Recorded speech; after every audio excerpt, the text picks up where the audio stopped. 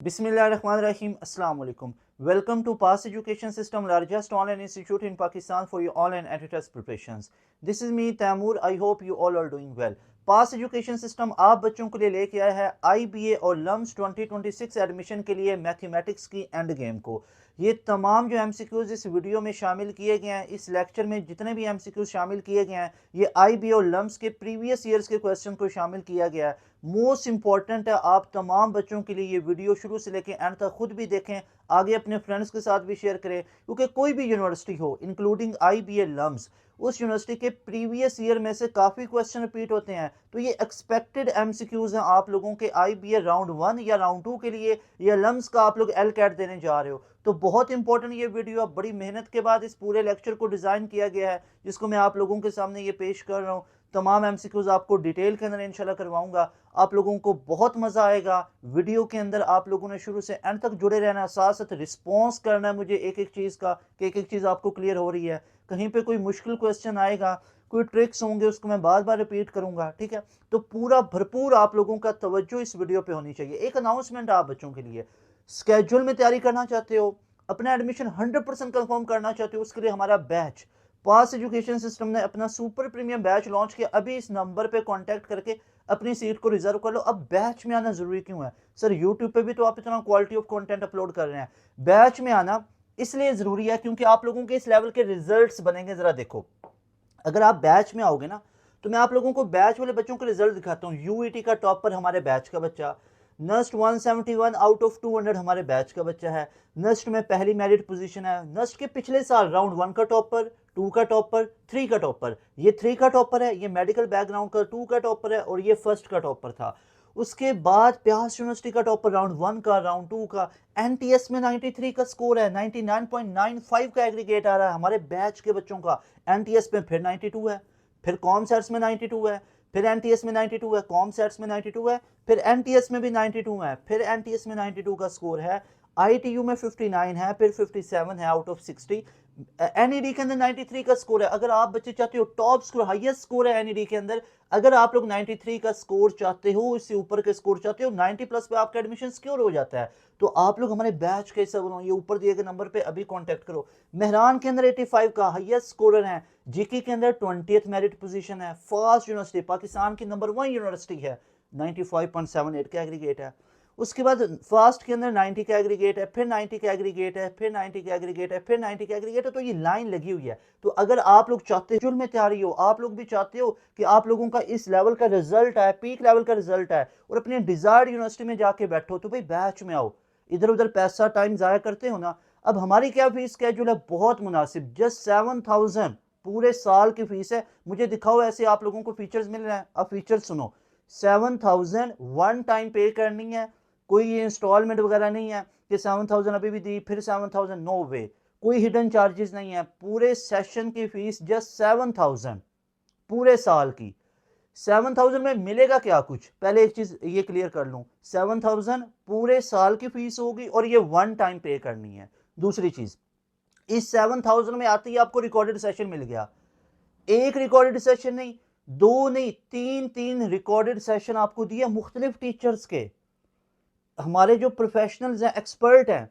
अब वो एक्सपर्ट कैसे, उनका रिजल्ट चेक करो ना, उनके पास पड़े हुए बच्चों का रिजल्ट चेक करो। एवनी लंबी चौड़ी तकरीरें मैं आपको करवाऊं, इस बंदे ने इधर से ये किया, उधर से ये किया, 2 दवाइयां बना ली, 4 दवाइयां बना ली, ठीक है। तो ये दवाइयां बनाने वाले आपको ये नहीं है कि उसका ये कर दिया वो कर दिया। भाई प्रैक्टिकली क्या सबूत है उस चीज का? रिजल्ट देखो हमारे बच्चों का। यूईटी में टॉपर्स हैं, एनईडी के अंदर, मेहरान के अंदर, लम्स के अंदर, एनटीएस के अंदर, फास्ट के अंदर। नस्ट पाकिस्तान की नंबर 1 यूनिवर्सिटी है, वहां पे हमारे बच्चे ने टॉप किया है। फास्ट पाकिस्तान की कंप्यूटिंग की नंबर 1 यूनिवर्सिटी है, वहां पे टॉप किया है। यूईटी पाकिस्तान की नंबर 1 यूनिवर्सिटी है। एनईडी यूईटी हो, एमयूईटी हो, यूईटी लाहौर हो, उसके तमाम सब कैंपसेस हो। यूईटी के पिछले साल 2025 के दोनों राउंड के टॉपर हमारे स्टूडेंट थे। इस दफा स्प्रिंग एडमिशन हुआ, टॉप किया हमारे स्टूडेंट ने। तो ये रिजल्ट है हमारे। तो ये वो टीचर्स आपको पढ़ाएंगे, इनके रिकॉर्डेड सेशन मिलेंगे। एक दो नहीं, तीन तीन टीचर्स के रिकॉर्डेड सेशंस आपको मिलेंगे। और सुने, आते ही आपको रिकॉर्डेड सेशन जो आपको 20 25 15 हजार के रिकॉर्डेड सेशन मिलते हैं, 10 10 हजार के, 15 15 20 20 हजार के रिकॉर्डेड सेशन है, हम अपने बच्चों को आते ही वो फ्री ऑफ कॉस्ट देते हैं, जस्ट 7000 के अंदर। अब वो 7000 किस चीज का है? रिकॉर्डेड सेशन तो गिफ्ट दे दिए बच्चों को, वो 7000 है जो आपकी डेली लाइव क्लासेस होंगी। जी हाँ, आप लोगों की शाम 7 बजे से लेके रात 11 बजे तक लाइव क्लासेस होंगे डेली बेसिस पे, कोई हफ्ते में 1 से 2 दिन का मजाक भी नहीं होगा। मल्टीपल टीचर्स आपको प्रोवाइड कर रहे हैं एक एक सब्जेक्ट पे, वो तमाम टीचर्स आएंगे, लाइव बैठेंगे, लाइव क्लासेस चलेंगी, हर सब्जेक्ट की लाइव क्लास चलेगी और हर सब्जेक्ट का एक्सपर्ट बंदा आके आपको एक एक चीज को डिटेल में करवाएगा। ये हमारे लाइव क्लास का फीचर्स हैं। उसके बाद रिकॉर्डेड सेशन आते ही दे दिया, लाइव क्लास आपको मिल रही है। अब लाइव क्लासेस का स्केड्यूल क्या है, ये आप लोगों के लिए जानना बड़ा जरूरी है। लाइव क्लास में हर सब्जेक्ट का जो बंदा है, जो एक्सपर्ट टीचर है, वो आपको एक एक टॉपिक को डिटेल में करवाएगा। एक टॉपिक डिटेल में हुआ, उसी टॉपिक के टॉपिकल एमसीक्यूज, ऐसे चैप्टर खत्म हुआ, फिर चैप्टर वाइज टेस्ट, फिर उन चैप्टर वाइज टेस्ट का वीडियो सोल्यूशन भी लाइव क्लास के अंदर। तो ये इस तरह आपका सिलेबस खत्म होगा, फिर आपकी रिवीजन फेज होगी, फिर आपके टेस्ट सेशन फेज होंगी। 3 फेजेस आपकी गुजरेंगी और आपकी तैयारी 100% हो जाएगी। ये हमारा एक बैच वाइंड अप हो गया।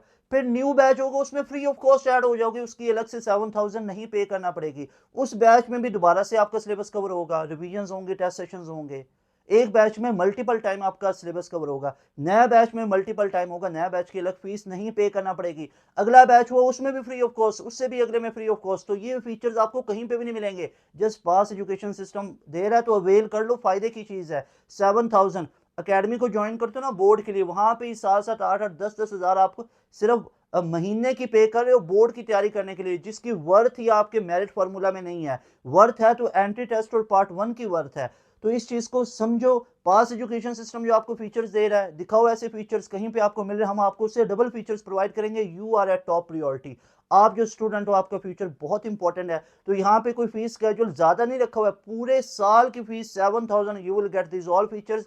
अभी इस नंबर पे कांटेक्ट करो तमाम बच्चे, ये नंबर मैं आपको यहाँ पे भी शो कर देता हूँ। अभी तमाम बच्चे इस नंबर को सेव कर लेंगे और इस नंबर का स्क्रीनशॉट ले लेंगे और इस नंबर पे व्हाट्सएप करके बताएंगे कि sir I want to join your session for NED, for Mehran, for IBA.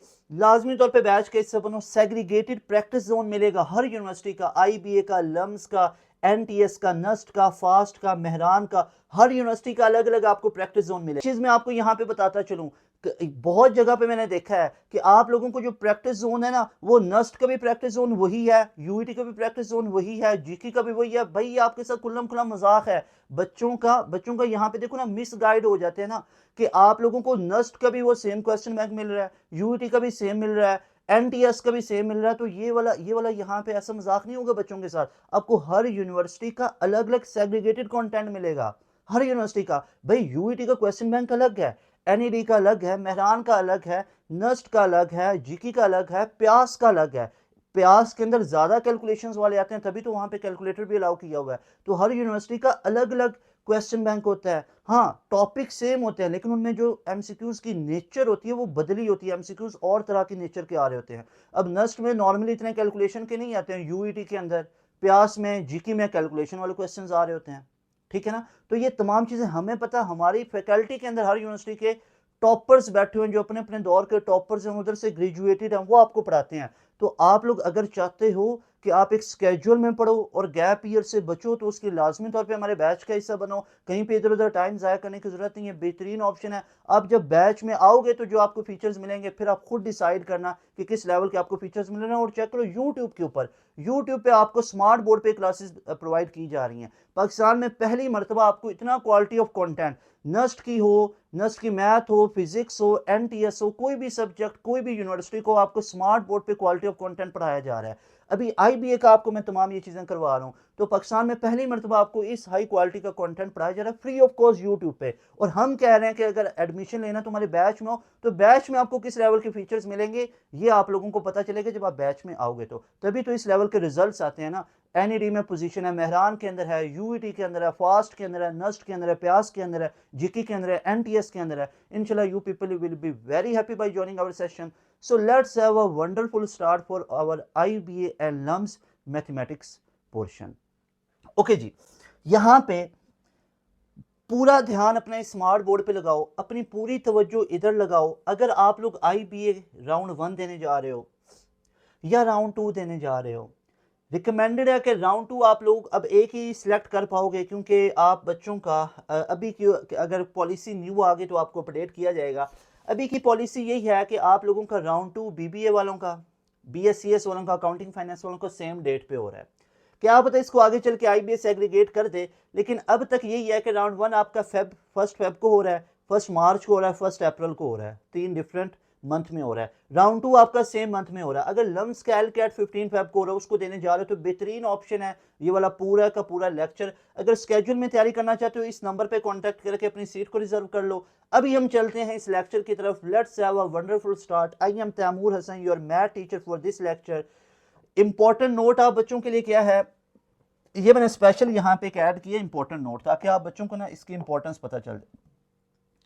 ये इस वीडियो का टाइटल है कि एक्सपेक्टेड एमसीक्यूज। क्यों? क्योंकि इसमें ऑल ईयर्स के मोस्ट रिपीटेड क्वेश्चन है ना, मोस्ट रिपीटेड क्वेश्चन, उसको शामिल किया गया है। तो आप बच्चों ने अब करना क्या, सर हमारे लिए इंपॉर्टेंट क्या है? आप बच्चों के लिए इंपॉर्टेंट ये है कि आप बच्चों ने, तमाम बच्चों ने must cover these all MCQs. अगर तो भाई इस वीडियो का कोई भी पार्ट स्किप करोगे तो फायदा नहीं है। Must cover these all MCQs, इन तमाम एमसीक्यूज को कवर करना है। एक एक एमसीक्यूज डिटेल में करवाऊंगा, एक एक एमसीक्यूज को अच्छे से कवर करना है।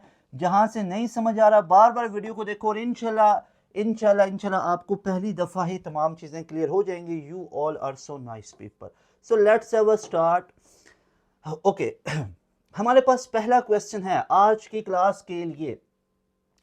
If kx minus 4 is going to be equal, बल्कि it is equal, okay, k minus 1 into x, which of the following must be true? okay जी, तो kx minus 4 equal to ये है, which of the following must be true। तो यहाँ पे मैंने option में देखा तो मेरे पास k की वैल्यू नहीं गिवन है, मेरे पास x की निकली हुई है। तो कहीं पे मैं कुछ ऐसा करूंगा कि ये k से कैंसिल हो जाए। अभी माइंड में आ रहा है कि अगर मैं x को मल्टीप्लाई करा दूं तो ये kx इससे कैंसिल हो सकता है, तो मेरे पास x की वैल्यू आ सकती है कि नहीं है? इधर ही क्वेश्चन को पकड़ लो, इधर ही देख लो। कहीं पे अगर मैं k और x को मल्टीप्लाई करा दूं, k x से कैंसिल हो जाएगा और मेरे पास x की वैल्यू आ सकती है कुछ इस तरह से। चेक कीजिएगा यहाँ पे क्या मैं इसको ऐसे लिख सकता हूँ। बहुत ही बेसिक लेवल का क्वेश्चन आ गया, बहुत ही बेसिक लेवल का मेरे भाइयों मेरी बहना, बहुत ही बेसिक लेवल का। kx minus 4 equal to, x को अंदर मल्टीप्लाई कराओगे तो kx माइनस x आ गया। अब आपको पता ही है कि x ये इधर आएगा तो माइनस का kx ऐसे ही है। ओके, अब मैं ऐसा भी तो कर सकता हूं, ये -4 ऑलरेडी मौजूद है और इधर क्या बच गया, अब इधर माइनस का x। मैंने सिंपल इसको उठा के, ये जो kx हमारे पास इधर पड़ा था, इसको मैंने इधर शिफ्ट कर दिया। फायदा क्या मिला, ये इससे उड़ गया, कैंसिल हो गया।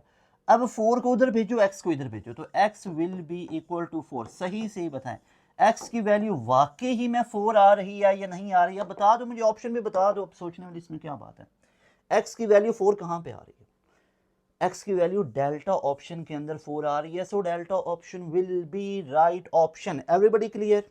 एक दफा ध्यान से देख लो, क्या किया, x को अंदर मल्टीप्लाई करवाया, इक्वल टू के इधर था उधर भेज के कैंसिल करवा दिया, -4 इधर आके +4, माइनस का x उधर चल के प्लस का x हो गया। ओके, अब हम चलते हैं जनाब हमारे नेक्स्ट क्वेश्चन। आज का दूसरा क्वेश्चन हमारे पास, दूसरा क्वेश्चन है, if c plus d is equal to 12 and c square minus d square equal to 48, then c minus d किसके इक्वल होगा?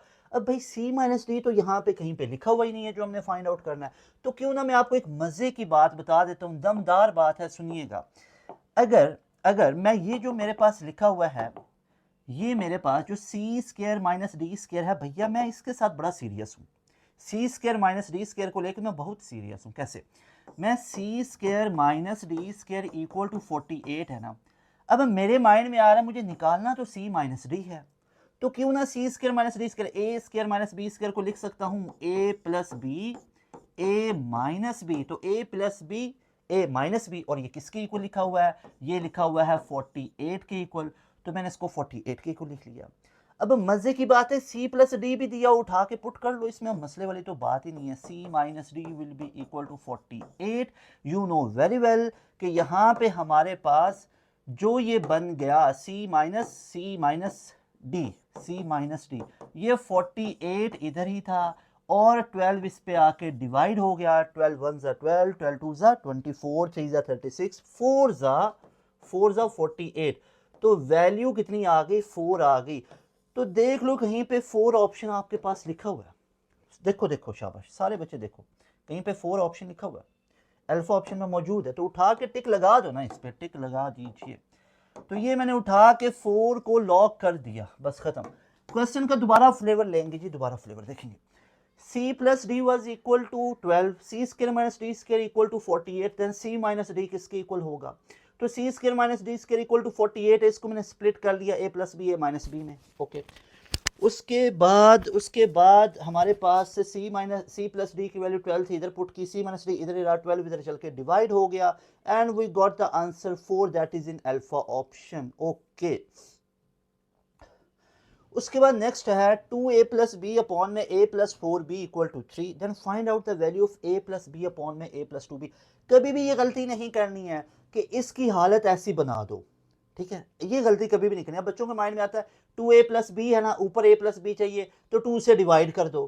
अब 2 से अगर मैं इस पूरे को 2 पे डिवाइड कर देता हूँ तो फिर क्या ये बनेगा, यानी ऊपर भी 2 से डिवाइड करो, तो वो अगर ऊपर 2 से डिवाइड करोगे तो वो 2a तो बन गया, लेकिन b जो है वो b/2 बन गया, ठीक है ना। तो ये एक मसला बना ना, तो ये गलती कभी नहीं करनी। इसका बेहतरीन तरीका होता है, इधर से a की वैल्यू निकालो या b की निकालो, ए की निकालो या बी की उठा के इसमें पुट कर दो।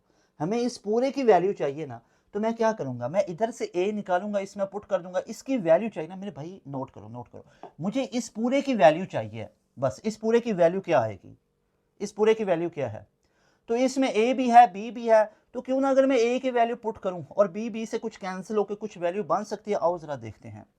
तो इस पूरे क्वेश्चन के अंदर मैं अगर ए को सेपरेट कर लूं तो 2a plus B equal to, यहाँ पे देखो हमारे पास ये जो 3 है ये इससे मल्टीप्लाई होके 3a बना, बिल्कुल बना, 3 इससे मल्टीप्लाई होके 12b बन गया, यहाँ तक क्लियर है। अब मुझे a चाहिए तो 2a इक्वल टू, ये b उधर भेज दो, या आप एक और काम कर लो, मज़ेदार चीज़ है, देखो ये 3a है ना और ये 12b है, अब यहाँ पे तो 3a है, ये 2a इधर आके माइनस का 2a हो गया, इधर b मौजूद था, ये प्लस का b इधर आके माइनस का 12b हो गया, तो भैया 3a माइनस 2a बचा और ये बन गया माइनस 11b। तो क्या आप बच्चों के पास a की वैल्यू माइनस 11b आई, उठा के इसमें पुट कर दीजिए, शाबाश, उठा के इसमें पुट कर दीजिए। अब ये देखो हमारे पास क्या लिखा हुआ है, ये हमारे पास लिखा हुआ है a प्लस बी, तो a की वैल्यू कितनी है, माइनस 11b प्लस बी आ गया, आगे प्लस बी, मैंने a की जगह पे ना ये उसकी वैल्यू माइनस 11b पुट कर दी, डिवाइडेड बाई, अब नीचे भी a की जगह मैंने पुट कर दिया minus 11b plus 2b, okay. अब देखो शाबाश मेरे भैया बहना, ऊपर क्या बन गया, ऊपर बन गया माइनस 10b, नीचे बन गया माइनस 9b, b से कैंसिल, माइनस माइनस से कैंसिल, तो बन गया 10/9। तो देख लो 10/9 कहीं पे लिखा हुआ है तो उठा के उसको टिक कर लो, 10/9 तो डेल्टा ऑप्शन के अंदर मौजूद है, so delta option is right option. Clear हुआ है क्वेश्चन या नहीं हुआ, दोबारा देख लो। 2a प्लस बी अपॉन में a plus 4b is equal to 3, then find out the value of a plus B upon में a प्लस 2b। मैंने सिंपल क्या किया, मैंने भैया यहां से उठाया, a को सेपरेट कर दिया, a की वैल्यू उठा के इसमें पुट कर दी, इस पूरे की वैल्यू अब 10/9 आई, जो कि सी ऑप्शन में मौजूद है, सी ऑप्शन में, नॉट डेल्टा ऑप्शन, ओके। उसके बाद नेक्स्ट हमारे पास है अ brick staircase has a total of 40 steps, total 40 steps हैं, ओके। टॉप पे जो स्टेप है वो 40 का है, ओके। यहाँ पे यानी जो स्टेप्स हमारे पास हैं वो टोटल 40 हैं, तो क्या मैं इसको कह सकता हूँ कि मेरे पास जो n की वैल्यू है वो मेरे पास ये 40 है, क्या मैं यहाँ पे कह सकता हूँ मेरे पास n की जो वैल्यू है वो मेरे पास 40 है, तो क्यों ना आसानी के लिए देखो ना, इसमें कोई मसले वाली बात नहीं है, मैं सिंपल कह देता हूँ कि 40 स्टेप्स हैं, इसका मतलब है n मेरे पास 40 है। The bottom step requires 88 bricks, जो बॉटम का स्टेप है ना उसको 88 ब्रिक्स चाहिए हैं, okay. Each successive step requires 2 less brick than the prior step, यानी कि जो हर स्टेप है ना वो 2 लेस है, यानी कि 2 लेस है आगे वाले से, ये तो कॉमन डिफरेंस होता है। Each successive step requires 2 less bricks than the prior step, इसको देखो, each successive step यानी हर आगे आने वाला स्टेप है वो क्या है, 2 less bricks than the prior step, वो आगे वाले से दो ब्रिक्स पीछे है, यानी एक ये स्टेप है दूसरा ये है, तो ये जो आगे वाला स्टेप है ना ये 2 ब्रिक आगे है इससे, मेरी बात समझ आई है? तो इसका मतलब ये हुआ कि हमारे पास यहाँ पे तो कॉमन डिफरेंस की बात हो रही है, तो मेरे पास कॉमन डिफरेंस आ गया 2 का, मेरे पास कॉमन डिफरेंस आ गया 2 का। तो यहाँ पे how many bricks are required to top the step, कितने ब्रिक्स चाहिए हैं हमें उसको टॉप स्टेप तक जाने के लिए। तो सिंपल सी बात है, यहाँ पे अरिथमेटिक सीक्वेंस हमारे पास बनेगा एपी, और एपी के अंदर हमारे पास क्या होता है, जनरल टर्म निकालने का formula a n is equal to a one plus n minus one into D. Okay, तो भैया यहाँ पे देख लो कि जनरल टर्म हमने निकालनी है। अब फर्स्ट टर्म हमारे पास कितनी गिवन है, the bottom step requires 88 bricks, तो बॉटम पे यानी फर्स्ट वाले पे कितने चाहिए हैं, वो 88 है, तो 88 plus into n minus one, ये हमारे पास कितना बन गया, दैट विल बी यहाँ पे 40 स्टेप्स हैं, तो 40 माइनस वन कितना हो गया, 39। अब यहाँ पे देखो डी, अब डी चेक करो, वो कह रहा है कि each successive step requires 2 less brick, अगर तो देन द प्रायर स्टेप, यानी आगे वाला स्टेप है वो 2 लेस ब्रिक पे कॉन्सिस्ट है, तो डी की वैल्यू 2 है, लेकिन 2 लेस ब्रिक्स आ रहे हैं ना, लेस ब्रिक्स, तो डी की वैल्यू हमारे पास कितनी बन गई, -2। Got it? तो यहाँ पे -2 इंटू 39 करोगे, दैट विल बी 78, तो 88 minus 78, the answer will be 10। देख लो आंसर कहीं पे 10 लिखा हुआ है, yes that is written in delta option, that is written in delta option. दोबारा क्वेश्चन को देखेंगे। अब brick staircase has a total of 40 steps, total उसके n की वैल्यू, स्टेप्स को n काउंट करो, n हमारे पास कितना आ गया, n हमारे पास 40 आ गया। फिर कह रहा था बॉटम स्टेप रिक्वायर्स 88 ब्रिक्स, यानी बॉटम तब बनेगा जब 88 ब्रिक्स वहां पे लगेंगे, यानी फर्स्ट A1 जो पहली आपकी बेस, जो पहला स्टेप है, बॉटम स्टेप, स्टेप्स नहीं आया स्टेप, यानी जो पहला स्टेप है उस पे 88 ब्रिक्स लगेंगी, तो मैंने A1 की जगह 88 लिख दिया। फिर कह रहा है each successive step requires 2 less bricks than the prior steps, यानी जो पीछे वाला है वो 2 ब्रिक कम है, तो मतलब A की वैल्यू -2 है, या अगर ये आता ना कि आगे वाला 2 ब्रिक्स को ऐड करने से आता तो +2 ऐड करना था। How many bricks are required for the top step, तो वो हमने निकाल ली general term, A N equal to 88 put किया, n-1 इंटू डी किया, that will be 10। Okay, next question है what is the number of 5% of which is 10। इन questions को करने का एक ही तरीका कार है, what is the number of 5%। अब what is the number, what is the number मतलब x, हमें नहीं पता वो कौन सा नंबर है, ऑफ 5%, ऑफ का मतलब मल्टीप्लाई, 5% की जगह पे 100 आ गया, ऑफ विच इज, अब वो कितना है, इसकी जगह इक्वालिटी आ गया 10 आ गया, ठीक है। अब यहां से हमारे पास 5x divided by 100 equal to 10 आ गया, इक्वल टू 10 आ गया।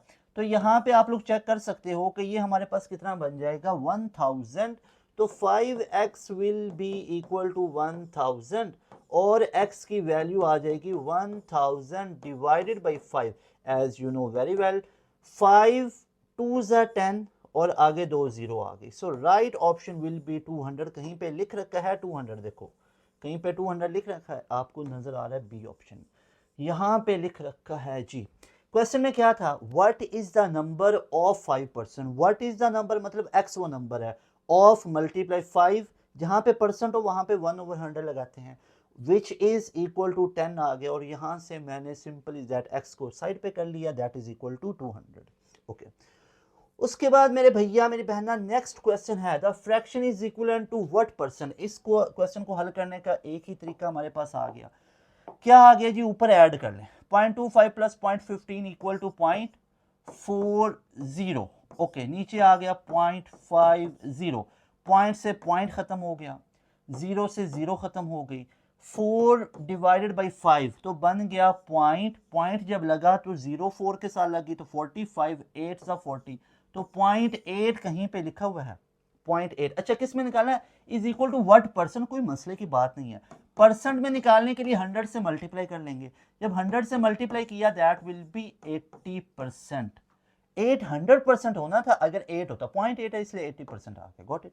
तो right option will B delta option, ध्यान से देख लो, इसमें कोई मसले वाली बात थी, क्लियर है, एवरीबॉडी इज क्लियर। एक दफा तमाम स्टूडेंट मुझे मैसेज करें और जम के एक दफा रेड हर्ट्स बना के भेजें, red hearts for LUMS and IBA।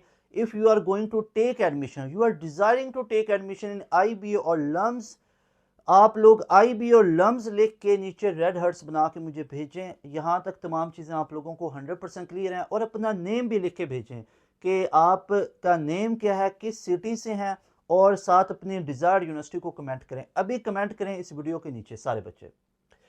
Okay जी, let's have a start to new question, जो कि हमारे पास क्या है, नए क्वेश्चन का स्टार्ट आ गया हमारे पास। नेक्स्ट क्वेश्चन है हमारे पास, a sum of money put out at compound interest amount to Rs 672 in 2 years and 714 in 3 years, find the rate of interest. याद रख लो, जब दो प्रिंसिपल अमाउंट हमें गिवन हो तो बड़ी वैल्यू में से छोटी को माइनस कर दो, डिवाइड करो इनिशियल वैल्यू पे, मल्टीप्लाई करो 100 पे, ये होता है रेट इंटरेस्ट निकालने का तरीका। जैसे कि अब यहाँ पे हम क्या करेंगे, यहाँ पे हम करेंगे बड़ी वैल्यू कितने हैं 714, 714 में से 672 को माइनस करो, तो 714 माइनस 672 विल बी 42 ना, जैसे यहाँ पे कर भी लेते हैं। 714 में से 672 को माइनस करो तो 4 माइनस 2 2, 11 माइनस 7 4, तो यस 42 बना।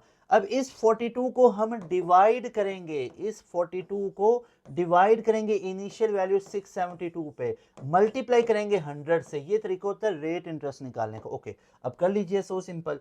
यहाँ पे इसको डिवाइड करते हैं तो ये बनेगा 2 2 ज़ा 4, 2 1 ज़ा 2, और 2 3 ज़ा 6, 2 3 ज़ा 6, और 2 6 ज़ा 12, ऐसे ही है। फिर 3 पे जाएगा, 11 2 आ गया, और 3 7 ज़ा 21, ऐसे ही है। फिर 7 पे, 7 1 ज़ा 7, और यहाँ पे 4 गया तो 7 6 ज़ा 42, तो कितना बन गया 1/16, 1/16 मल्टीप्लाई बाई 100। ओके, 2 पे जाएगा, 4 पे जाएगा, 4 4 ज़ा 16, 4 25 ज़ा 100। अब 25 को अंदर रख लीजिए, 4 पे डिवाइड कीजिए, क्योंकि 25/4 वाला तो कोई आंसर नहीं है। तो मैं क्या करूँगा, मैं सिंपल इज दैट 25 को मैंने अंदर रख लिया और 4 पे डिवाइड किया, तो 4 6 ज़ा 24, तो 1 आया। तो क्या लिख सकते हैं 6 इंटू 1/4। देख लो 6 इंटू 1/4 कहाँ पे लिख रखा है, that is there in option delta, delta के अंदर मौजूद है। So delta option will be the right option. Got it. इस क्वेश्चन को दोबारा देखेंगे जी। इस क्वेश्चन में क्या था कि अ sum of money, compound interest की बात हो रही है, 672 2 सालों में हुआ है और 714 3 इयर्स में हुआ। तो इसकी इफेक्टिव वैल्यू निकाल ली 42 की, बड़ी में से छोटी वैल्यू निकाली, ऊपर रखी, डिवाइड किया इनिशियल पे, मल्टीप्लाई बाय 100 किया, क्योंकि रेट इंटरेस्ट निकालना था। ये रेट इंटरेस्ट का फॉर्मूला होता है। ओके, उसके बाद अब यहाँ पे नेक्स्ट क्वेश्चन है, if W is 10% less than X, यानी जो W है ना वो 10% कम है X से। भाई X कितना है नहीं पता, तो 100 मान लो। तो X को मैं मान लेता हूं यहाँ पे 100, तो W मेरे पास कितना आ गया, W 90 आएगा, क्योंकि वो 10% लेस है X से। ठीक हो गया। And Y is 30% less than Z, तो भाई Z कितना है, Z को भी मान लो 100, और Z से 30% कम है Y, तो Y कितना बना, Y बन गया 70%। गॉट इट, कोई इसमें मसले वाली बात ही नहीं है। आगे क्या कह रहा है, then WY is what percent less than XZ। अब ये समझने वाली बात है, WY is what percent less than XZ, यानी WY छोटा है XZ से, तो बड़ा कौन सा है XZ, इसमें से माइनस करना है WY, तो वो निकल आएगा कितने परसेंट वो लेस है। तो खुद कह रहा है ना, WY is what percent less than XZ, वो खुद कह रहा है कि WY छोटा होगा। सोचने वाली बात है, W इधर X से छोटा था और Y Z से छोटा था, तो WY अगर करोगे तो वो XZ से ऑब्वियसली क्या होगा, छोटा ही होगा ना।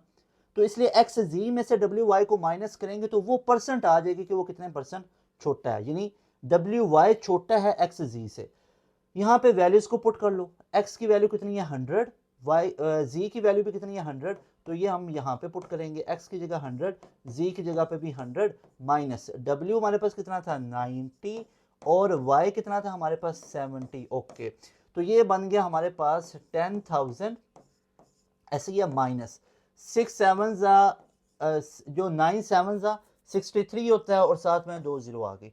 तो 10,000 में से 6300 को माइनस करोगे तो ऑब्वियस सी बात है हमारे पास क्या ही आएगा, हमारे पास आएगा 3700। तो ये हमारे पास किसके इक्वल आ गया, that is equal to 37%। Got it. 37% कहाँ पे लिख रखा है, that is in there C option will be the right option. Got it. इनमें से माइनस किया तो ये किसके इक्वल आ गया 3700 या 37%। ओके, नेक्स्ट क्वेश्चन है Jim works for $15 per hour, he is supposed to get a 3 per our raise, यानी कि पहले उसको मिल रहा है 1 घंटे का $15, अब $3 1 घंटे का नहीं मिल रहा, अब $3 में इजाफा हो गया, यानी पहले अगर उसको $15 1 घंटे का मिलता था ना, तो अब उसको $18 मिला करेगा 1 घंटे का, यानी $3 पर और रेज हुआ है। $3 पर और हुआ नहीं है, ये रेज हुआ है, यानी ये नहीं हुआ कि $15 से कम होके $3 हो गया, भाई $3 का रेज हुआ है, ये ध्यान रख के चलना आप लोगों ने। What will be his increase पर और, उसका इंक्रीज पर और निकालो। जब भी दो सेम चीजों के बीच में वेरिएशन आ जाए तो सिंपल सा शॉर्ट ट्रिक है, सिंपल सा शॉर्ट ट्रिक है। पहले देखो उसकी ना, यहाँ पे आप लिख लो, जैसे उसको पर और का मिलता था, यानी यहाँ पे जिम को कितना मिलता है $15 मिल रहा है, ठीक है। He is suppose to get $3 per और, यानी आप इसको ये कह लो कि यहाँ पे सबसे पहले जिम को कितना मिलता है $15 मिल रहा है, ठीक है, $15 मिल रहा है। कितना मिल रहा है उसको, ये $15। अब $15 आप ये कह लो कि $15 उसको मिल रहा है, दैट इज 100%, ये उसको 100% मिल रहा है, ठीक है। अब उसको कितना मिल रहा है, अब उसको $3 पर मतलब वो मिल रहा है पर और, तो ये कितना बन गया 18, ठीक है टोटल। अब वो कितना बनेगा उसको x कह लो, अब क्रॉस मल्टीप्लाई करवा दो, तो ये हमारे पास कितना बनेगा, that will be 1800 divided by 15 is equal to x, ऐसे ही है। 3 5 सा 15, ठीक है, या 5 पे कर लेते हैं, 5 3 सा 15, 5 3 सा 15, 3 गया 5 6 सा 30 और 0, ऐसे ही है।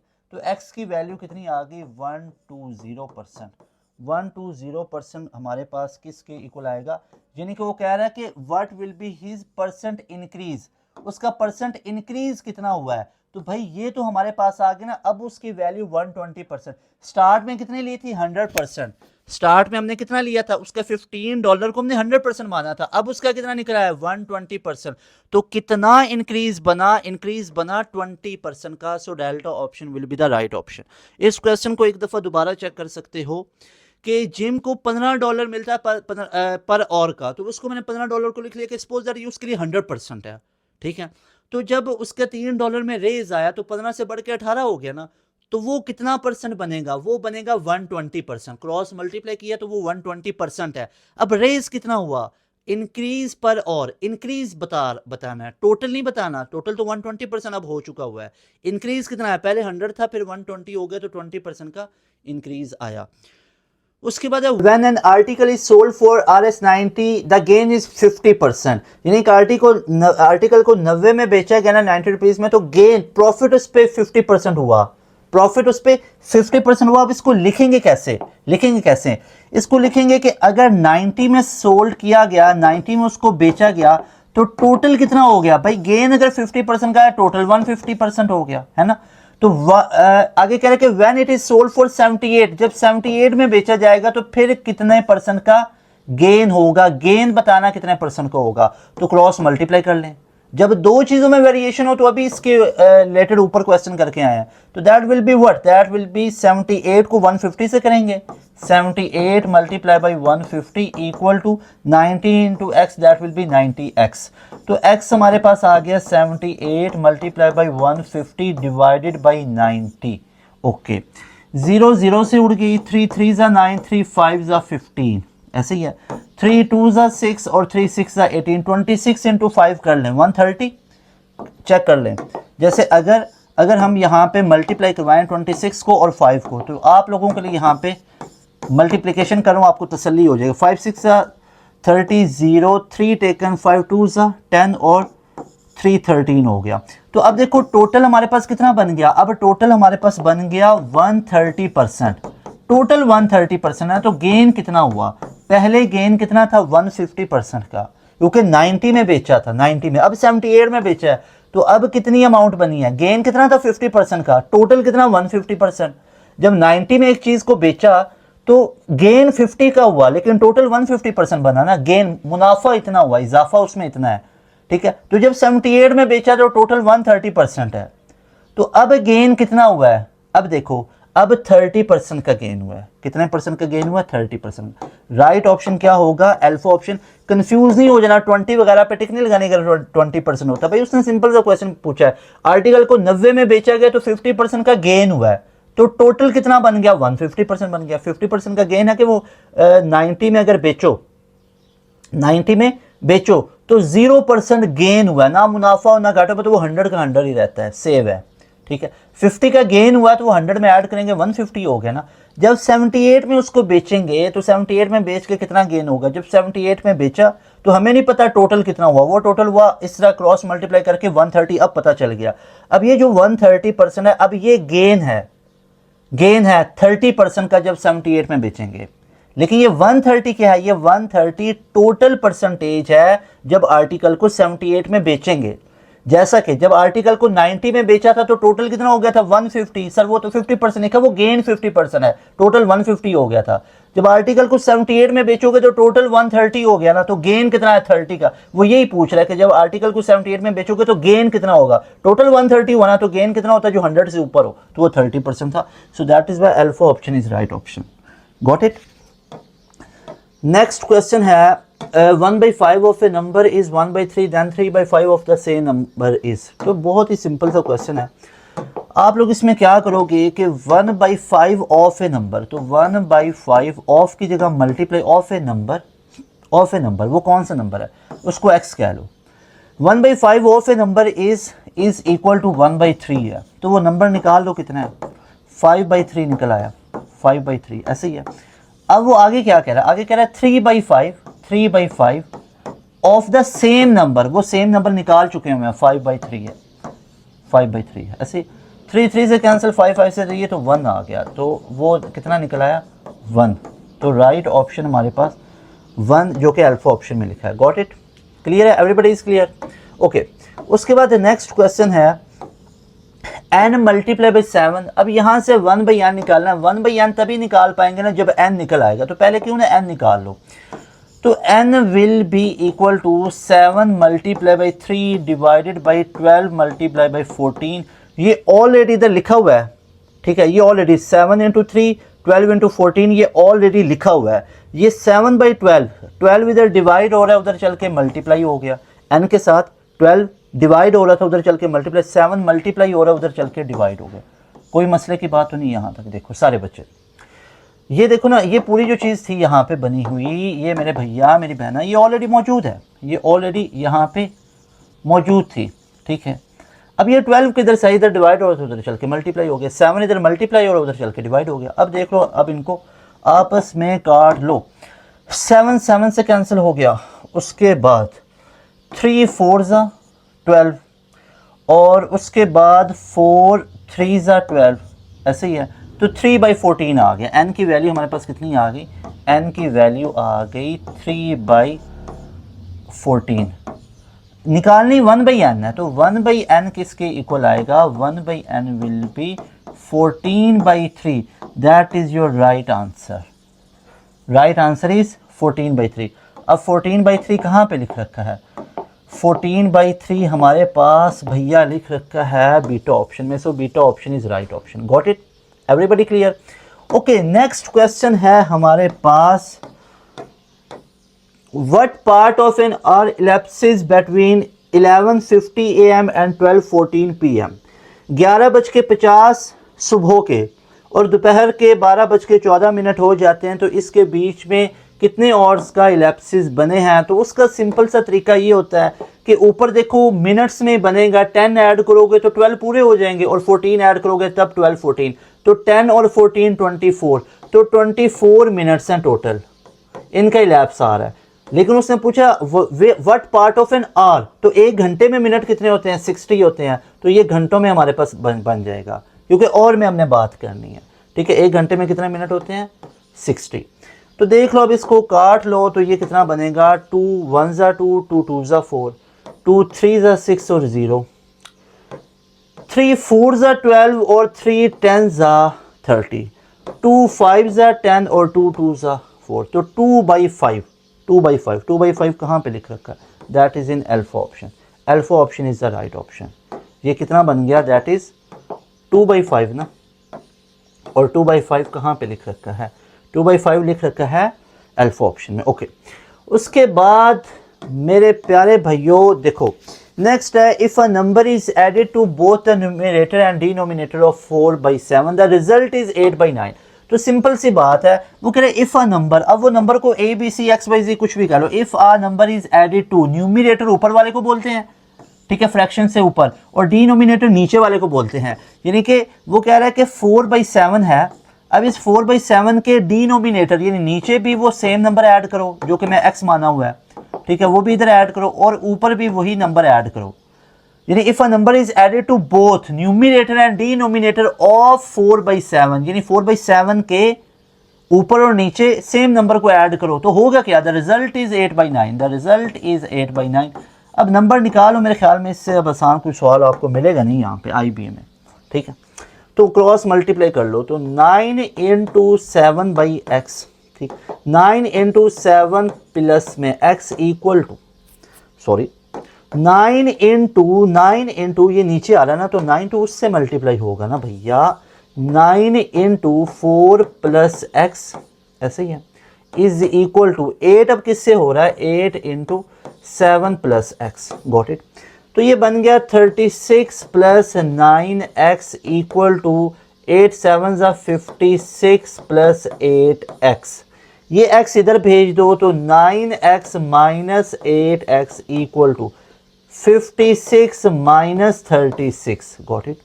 तो भैया यहाँ पे हमारे पास सिंपल सी बात है कि ये x की वैल्यू आ गई 20 और x की वैल्यू 20 मुझे दिख गई डेल्टा ऑप्शन के अंदर। क्वेश्चन का एक दफ़ा दोबारा फ्लेवर ले लो, देखो if a number is added to both the numerator and denominator of 4/7, 4/7 के अंदर x भी ऐड कर दिया और न्यूमरेटर में भी x ऐड किया, डिनोमिनेटर में भी x ऐड किया, फिर क्या हुआ कि रिजल्ट 8/9 निकला। क्रॉस मल्टीप्लाई 8 7 × 8 मल्टीप्लाई हुआ 7 + x से, 9 मल्टीप्लाई हुआ 4 + x से। इससे कंफ्यूज ना हो जाओ, इसको ऐसे लिख लेते हैं 8/9,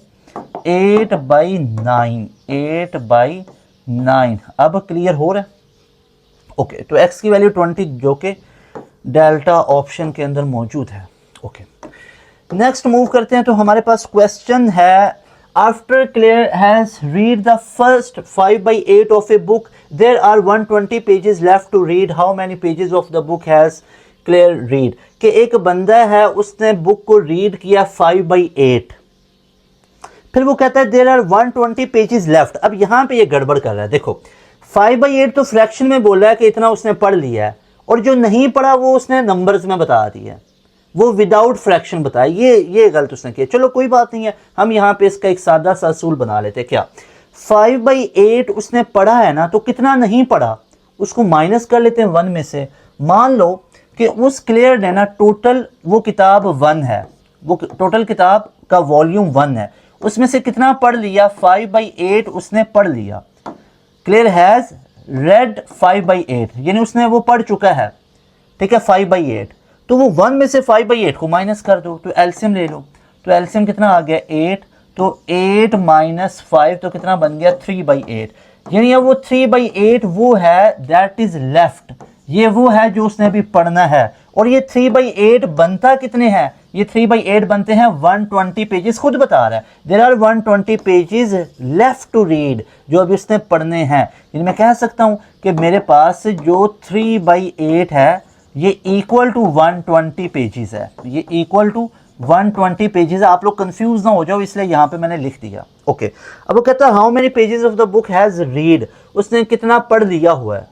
यानी वो क्या पूछ रहा है, ये 5/8, ये 5/8 वो पूछ रहा है कि ये 5/8 जो उसने पढ़ लिया हुआ है ये कितने पेजेस पे मुश्तमिल है, ये बुक का वो कितना पेजेस बनता है। तो सिंपल सी बात है, यहाँ पे देखो हमारे पास वेरिएशन आ रही है कि क्लियर जो है उसने सबसे पहले देखो कितना पढ़ा है, उसने पढ़ा है 5/8, कितना पढ़ा है 5/8, उसने 5/8 पढ़ा है, ये कितने पेजेस बनते हैं यही तो पूछा हुआ है। कितना नहीं पढ़ा 3/8 नहीं पढ़ा, और ये कितने पेजेस हैं 120। तो दो सेम चीज़ों में वेरिएशन है, क्रॉस मल्टीप्लाई कर दीजिए, क्रॉस मल्टीप्लाई कर दीजिए। तो ये बन गया 3x/8 is equal to 3x/8 equal to 5 multiply by 120 divided by 8 देखो 5 मल्टीप्लाई 120 डिवाइड बाई 8। तो भैया 3x will be equal to, बल्कि x को ही कर दो, 3 भी उधर भेज देंगे। तो x हमारे पास देखो कि ये 5 मल्टीप्लाई बाई 120 तो ऑलरेडी है ना, अब और डिवाइडेड बाई 8 भी ऑलरेडी है, कंफ्यूज ना हो जाओ। ये 8 उधर चल के मल्टीप्लाई हो गया और 3 इधर चल के डिवाइड हो गया।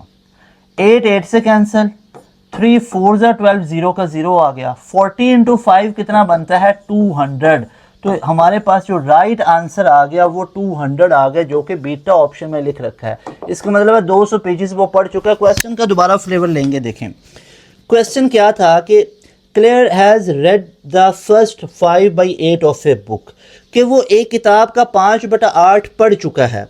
तो मैंने फ़ौरन से कहा कि अगर वो 5/8 पढ़ चुका है तो कितना नहीं पढ़ चुका। उसने बताया कि वो 120 पेजेस हैं, लेकिन वो फ्रैक्शन में कितना बनता है। उसका तरीकाकार ये होता है कि टोटल मान लो 1 है बुक का वॉल्यूम, उसमें से 5/8 वो पढ़ चुका है, तो वो कितना बनता है एलसीएम लेने के बाद 3/8। नीचे 8 आ गया तो 8 - 5 3/8। तो 3/8 वो पोर्शन है जो कि उसने पढ़ लिया है, उसने वो अभी पढ़ना बाकी है। सॉरी, 5/8 वो क्या हैज़ रीड, 5/8 वो पढ़ चुका है। तो 1 में से जो वो पढ़ चुका है मैंने वो माइनस किया, तो 3/8 वो आ गया जो उसने अभी पढ़ना बाकी है। और वो 3/8 किसके इक्वल है 120 पेजेस के। तो मैंने लिख लिया कि वो जो 3/8 है वो 120 पेजेस के इक्वल है। गॉट इट, वो 3/8 120 पेजेस के इक्वल। अब वो पूछ क्या रहा, how many pages of the book has Claire read. अब बच्चा कहेगा सर ये तो आपने पहले कर ली, हमें कैसे पता चलेगा। अब बच्चे के पॉइंट ऑफ व्यू से मैं इस क्वेश्चन को सॉल्व करूं तब मजा आएगा। After Claire has read the, इतना उसने पढ़ लिया है, 120 पेजेस रहते हैं। तो आप बच्चों के माइंड में फौरन आना चाहिए कि जो उसने पढ़ा है वो उसने फ्रैक्शन में बोला है, और जो नहीं पढ़ा वो पेजेस में है। तो पहले इनकी डायमेंशन सेम करो कि जो पढ़ा है वो 5/8 है, और जो नहीं पढ़ा वो भी फ्रैक्शन में निकालो। जो नहीं पढ़ा कैसे निकलेगा, 1 - 5/8 जो पढ़ चुका है, तो 3/8 ये वो 3/8 है जो उसने अभी पढ़ना है। और वो कितने पेजेस बनते हैं 120, यानी 3/8 किसके इक्वल है 120 पेजेस के इक्वल है। यानी बुक का 3/8 जो पोर्शन है वो 120 पेजेस पे मुश्तमिल है जो कि उसने भी पढ़ना है। ओके, अब दो चीज़ों में वेरिएशन है। जितना उसने पढ़ लिया हुआ है, कितना पढ़ लिया हुआ है, हैज़ रेड 5/8, तो 5/8 उसने पढ़ लिया, कितने पेजेस पर मुश्तमिल है यही तो वो पूछ रहा है, एक्स लिख लिया। और जितना नहीं पढ़ा वो 3/8 निकाला था, 1 में से 5/8 को माइनस करके 3/8, ये किस पे मुश्तमिल है 120 पेजेस पे। क्रॉस मल्टीप्लाई किया, यू विल हैव एक्स, और वो यही एक्स था जो वो पढ़ चुका है। वो पेजेस कितने बने 200 pages. So B option is right option. I hope कि आपको बेहतरीन किस्म की समझ आ चुकी है। आगे कह रहा है कि 12 इज 3/4 ऑफ वट नंबर। तो सिंपल सी बात है, 12 इज इक्वल टू आ गया 3/4 of what number, of multiply what number की जगह पे x आ गया। तो 12 is equal to 3x/4। Got it. यहाँ से x को निकालना है तो आपको पता ही है, ठीक है। 12 multiply by 4, 12 multiply by 4 divided by 3। Got it. तो x की वैल्यू कितनी आ गई, 3 4 4 16, तो कितना बना 16 बना। गॉट इट, 3 4 4 4 इंटू 16 बन गया। सो alpha option is right option. Got it, x की वैल्यू कितनी आ गई 16। ओके जी, यहाँ पे नेक्स्ट हमारे पास है, नेक्स्ट क्वेश्चन है, इसको सॉल्व करते हैं। देखो जब टेस्ट के अंदर जाना है तो ये तमाम क्वेश्चंस मेक श्योर कि आपने और आपके दोस्तों ने ये तमाम क्वेश्चंस किए हो। ऐसे शरारती बच्चा नहीं बनना है कि मैं खुद कर लूँ, अपने दोस्तों को नहीं बताना है। तो ये सदका जारिया समझ के अपने दोस्तों को लाजमी तौर पे शेयर करो ताकि उन बच्चों को भी फ़ायदा हो जाए। आप बच्चों के लिए इतनी एफर्ट की जा रही है तो लाजमी तौर पे इसको अपने फ्रेंड्स, कॉलेज और एकेडमी के उस बच्चे तक भी पहुंचाओ जिसको अभी तक ये भी नहीं पता है कि IBA का टेस्ट अभी करीब आया पड़ा है, NED का टेस्ट अभी फेब के अंदर अनाउंस हो जाएगा, नस्ट के 2 राउंड आपके गुजरे पड़े हैं ऑलमोस्ट, तीसरा चौथा राउंड रहता है, प्यास का राउंड 1 आपका 12 अप्रैल को आ रहा है। तो ये तमाम चीज़ें उन बच्चों को भी बताओ, ठीक है।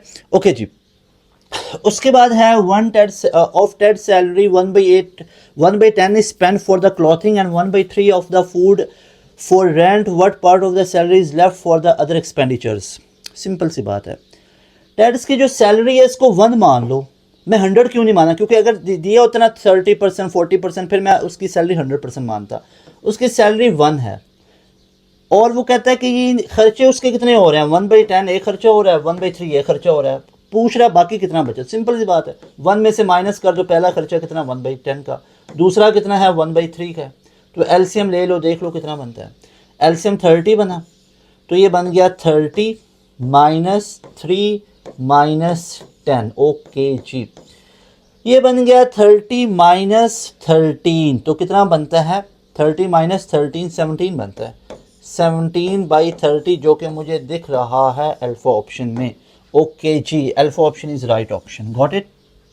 ओके जी, नेक्स्ट क्वेश्चन है, इसमें कुछ समझने वाली बात ऐसा सच है तो नहीं।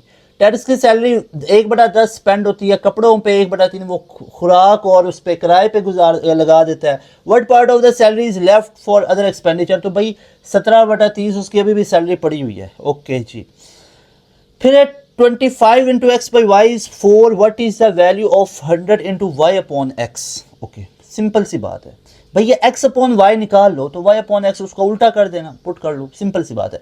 इस पूरे क्वेश्चन में से, इस पूरे भैया क्वेश्चन में से क्या मैं ऐसे कर सकता हूँ, 25 into x बट्टे y इज इक्वल टू 4 लिखा हुआ है, तो x अपॉन में y मेरे पास कितना बन गया, ये 25 मल्टीप्लाई हो रहा है, उधर चल के डिवाइड हो गया, तो ये आपके पास x बाई वाई की वैल्यू आ गई। इसी को आप ऐसे ही चेंज करके भी लिख सकते हो y by x, y by x कितना हो जाएगा 25/4 हो जाएगा, ऐसे ही है। तो यहाँ पे मैं उधर डायरेक्ट इसको पुट करने वाला हूँ, चेक करो।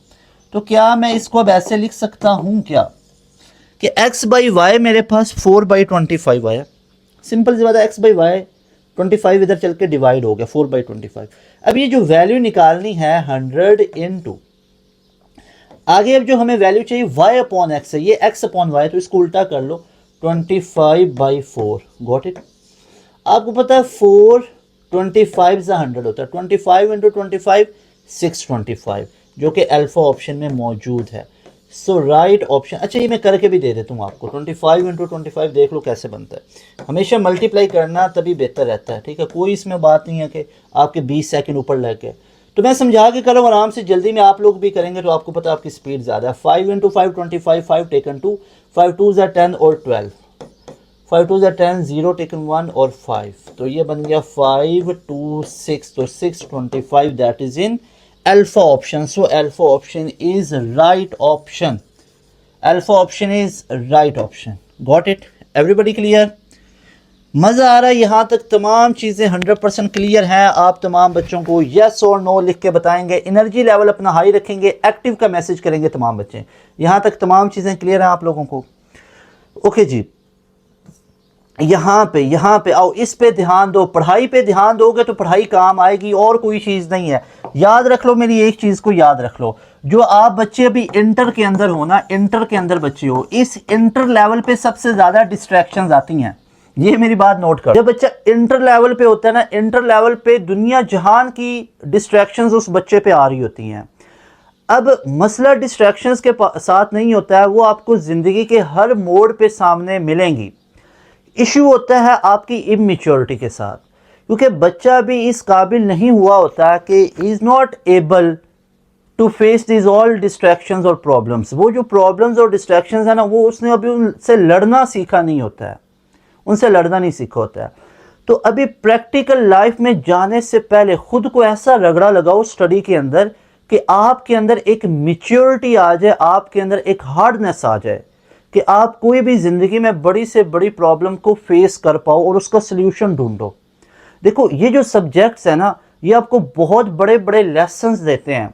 ये जो क्वेश्चंस हैं, इनसे एक लेसन लिया करो कि आप एक क्वेश्चन, एक प्रॉब्लम होती है, आप एंड पे उसके एक आंसर ढूंढ लेते हो, आप उसके एक्यूरेट आंसर तक पहुंच जाते हो। तो ऐसे ही अपने अंदर एक हार्डनेस लेके आनी है, अपने अंदर एक मजबूती लेके आनी है कि ज़िंदगी में कहीं पे भी चले जाएंगे, कोई भी बड़ी से बड़ी खुदा न खास्ता कोई फेस करना पड़े प्रॉब्लम, तो हम उसका सल्यूशन ढूंढा करेंगे इंशाल्लाह। Being proud Pakistani, being proud Passian, इंशाल्लाह अपने अंदर अहद करें। ये चीज़ें आपको बहुत स्ट्रॉन्ग लाइफ में बनाती हैं। तो इन चीज़ों को ऐसे इंप्लीमेंट किया करो, इन क्वेश्चन से भागा ना करो। नहीं समझ आ रही, बार बार पढ़ो, बार बार प्रैक्टिस करो, क्योंकि ये चीज़ें हैं ये आप लोगों को कभी धोखा नहीं देंगी, ये आपकी बड़ी काम की चीज़ें हैं। बाकी दोस्ती यारी आप लोगों की सारी चीज़ें इधर की इधर रह जाएंगी। कोई दोस्त आपका हाथ पकड़ के आपको IBA में एडमिशन नहीं दिलाएगा, आपको लम्स में एडमिशन, नस्ट में, NAD मेहरान में एडमिशन नहीं दिलाएगा। वो आपको रील्स, आपको कहेगा आउटिंग पे आ जाओ, इन चीज़ों पे आ जाओ। भाई जाना तब जाना जब आपके एक रैंक बन गया है। अभी आप एक स्टूडेंट हो, अभी आपकी पहचान आपके पेरेंट्स के थ्रू है कि ये फलां का बच्चा है, ये फलां की बच्ची है। आपकी पहचान ही आपके वालिदैन है। अभी आप अपनी पहचान बनाओगे कि ये NAD का पढ़ा हुआ इंजीनियर है, ये मेहरान से ग्रेजुएटेड है, IBA का ग्रेजुएटेड है, नस्ट से, लम से, यहाँ से ये पढ़ा हुआ बच्चा है। तो अपनी पहचान बनाने के लिए से नो टू ऑल इवेंट्स, जो फैमिली इवेंट्स हैं, आना जाना, गैदरिंग, दोस्तों के साथ, ऐसे दोस्तों को कट ऑफ कर दो। ये चीज़ें आपको काम आएंगी और ये आपको आपके वालिदैन और आपके टीचर्स के अलावा आपको ये बातें कोई बताएगा भी नहीं। ओके, चलो चलते हैं यहाँ पे। तो इंटर लेवल बड़ा ख़तरनाक किस्म का लेवल होता है। ये ख़तरनाक लेवल होता है क्योंकि इसमें जो बच्चा है वो अभी इमैच्योर होता है, उस वजह से प्रॉब्लम को नहीं कर सकता। तो इस इंटर लेवल में ख़ास तौर पे खुद को बड़ा स्केड्यूल में रखो, खुद को बड़ा डिसिप्लिन में रखो और अपने पेरेंट्स के साथ बड़ी स्ट्रॉन्ग बॉन्डिंग बना के रखो। ओके जी, moving to next question, what is the volume of cube with the surface area. Okay, अब यहाँ पे ना कुछ चीज़ें मैं आपको बताना चाहता हूँ। एक दफ़ा पोस्टमार्टम में करना चाहता हूँ, फिर क्वेश्चन की तरफ चलते हैं। हमारे पास ना एक क्यूब होता है। अब क्यूब बेसिकली किस तरह का होता है? क्यूब कुछ ऐसा क्यूब होता है, देख लो। क्यूब कुछ ऐसा होगा जैसे यहाँ पे एक ये बॉक्स बना दिया, फिर एक यहाँ पे बॉक्स बना दिया। अब ये क्यूब कुछ ऐसा होगा देखने में, ठीक है, कुछ देखने में ऐसा होगा, देख सकते हो। यहाँ पे इसकी लाइन को मैच कर दो, यहाँ पे इसकी लाइन को मैच कर दो। क्यों ना एक काम करें कि लाइन भी इसी के साइज़ की ड्रॉ करते हैं। तो यहाँ पे एक लाइन को मैंने इधर ड्रॉ कर दिया, तो ये क्यूब है। अब इस क्यूब की मैं बात भैया कर रहा हूँ, इस क्यूब की कुछ चीज़ों को नोट कर लो। ये जो क्यूब है हमारे पास, इस क्यूब की कुछ चीज़ों को नोट कर लीजिए। क्या? क्यूब का जो सरफेस एरिया होगा, क्यूब का जो सरफेस एरिया होगा that will B 6a square. Cube का जो वॉल्यूम होगा that will B A cube. Cube का जो पेरीमीटर होगा that will B 4a। Cube के जो डायगोनल्स होंगे उनकी लेंथ होगी a into square root 3, a into square root 3। Got it? Cube की जो साइड्स की लेंथ है, उसका सम कितना होगा, यानी sum of sides will be 12a। कुछ चीज़ बचती है और क्यूब का वॉल्यूम भी बता दिया, सरफेस एरिया भी, पेरीमीटर भी बता दिया, डायगोनल भी बता दिया, सम ऑफ साइड भी बता दी, बस और क्या बचता है? क्यूब खत्म। ओके, क्यूब के बाद आ जाओ यहाँ पे एक और शेप। क्यूब के बाद यहाँ पे होगा सफियर। ओके, अब सफियर को आप ऐसे समझो, सफियर आपको पता है अंदर से भरा होता है, सफियर अंदर से भरा होगा। कुछ ऐसा होगा, मैं बनाने की पूरी कोशिश करता हूँ। कुछ ऐसा होगा कि यहाँ पे ऐसे, फिर यहाँ पे ऐसे और ऐसे सफ़ियर अंदर से भरा होता है। अब जो ये सफ़ियर है दैट इज़ सफ़ियर। अब सफ़ियर का जो वॉल्यूम होता है बहुत इंपॉर्टेंट है, that is 4/3 pi r cube. और सफ़ियर का surface area very important, surface area होता है 4 पाई r square. Got it? 4 pi r square. Sphere में कितने स्ट्री रेडियन होते हैं? 4 पाई पढ़ रखा है। एक सर्कल में कितने रेडियन होते हैं? हमारे पास 2 पाई रेडियन होते हैं। ओके, तो ये स्फीयर भी हो गया। अच्छा, उसके बाद साइलेंडर बचता है। तो साइलेंडर का किधर पोस्टमार्टम करें? इधर तो हम क्वेश्चन को हल कर लेंगे, तो साइलेंडर फिर किधर लिखें? ओके, यहाँ पे क्यूब की बात हो रही है तो ऊपर इधर सिलेंडर का लिख देता हूँ, ठीक है, इधर सिलेंडर का भी ना, ताकि आप लोगों को चीज़ें क्लियर हो जाए। अब सिलेंडर का वॉल्यूम जो होगा ना, सिलेंडर का वॉल्यूम होता है पाई r स्क्वायर h के इक्वल। और ये जो सिलेंडर है, इस सिलेंडर का जो सरफेस एरिया होगा, अब सिलेंडर में एक बेस होता है और एक उसका सेंट्रल एरिया है। तो वो बन जाएगा 2 pi R H plus 2 pi are square. Got it. तो ये सिलेंडर का सरफेस एरिया। तो खैर सिलेंडर का volume pi are square H, cylinder का surface area 2 pi R H plus 2 pi are square, और जो क्यूब का surface area 6a square, volume a cube, perimeter 4a, diagonal a into square root 3, so और जो सम of sides है वो 12a, sphere का volume 4/3 pi r cube और surface area 4 pi are square. और बेतहाशा फार्मूलाज आते हैं, यहाँ पे लाइन लग जाए, लेकिन जो हमारे काम के थे मैंने आपको वो लिख के दिए। ओके, पहला क्वेश्चन, ये ऊपर वाला क्वेश्चन कर चुके हैं। ओके, उसके बाद ये पूरी की पूरी आप तमाम बच्चों को व्हाट्सएप चैनल पे ये सॉल्यूशन वाली पीडीएफ मिल जाएगी।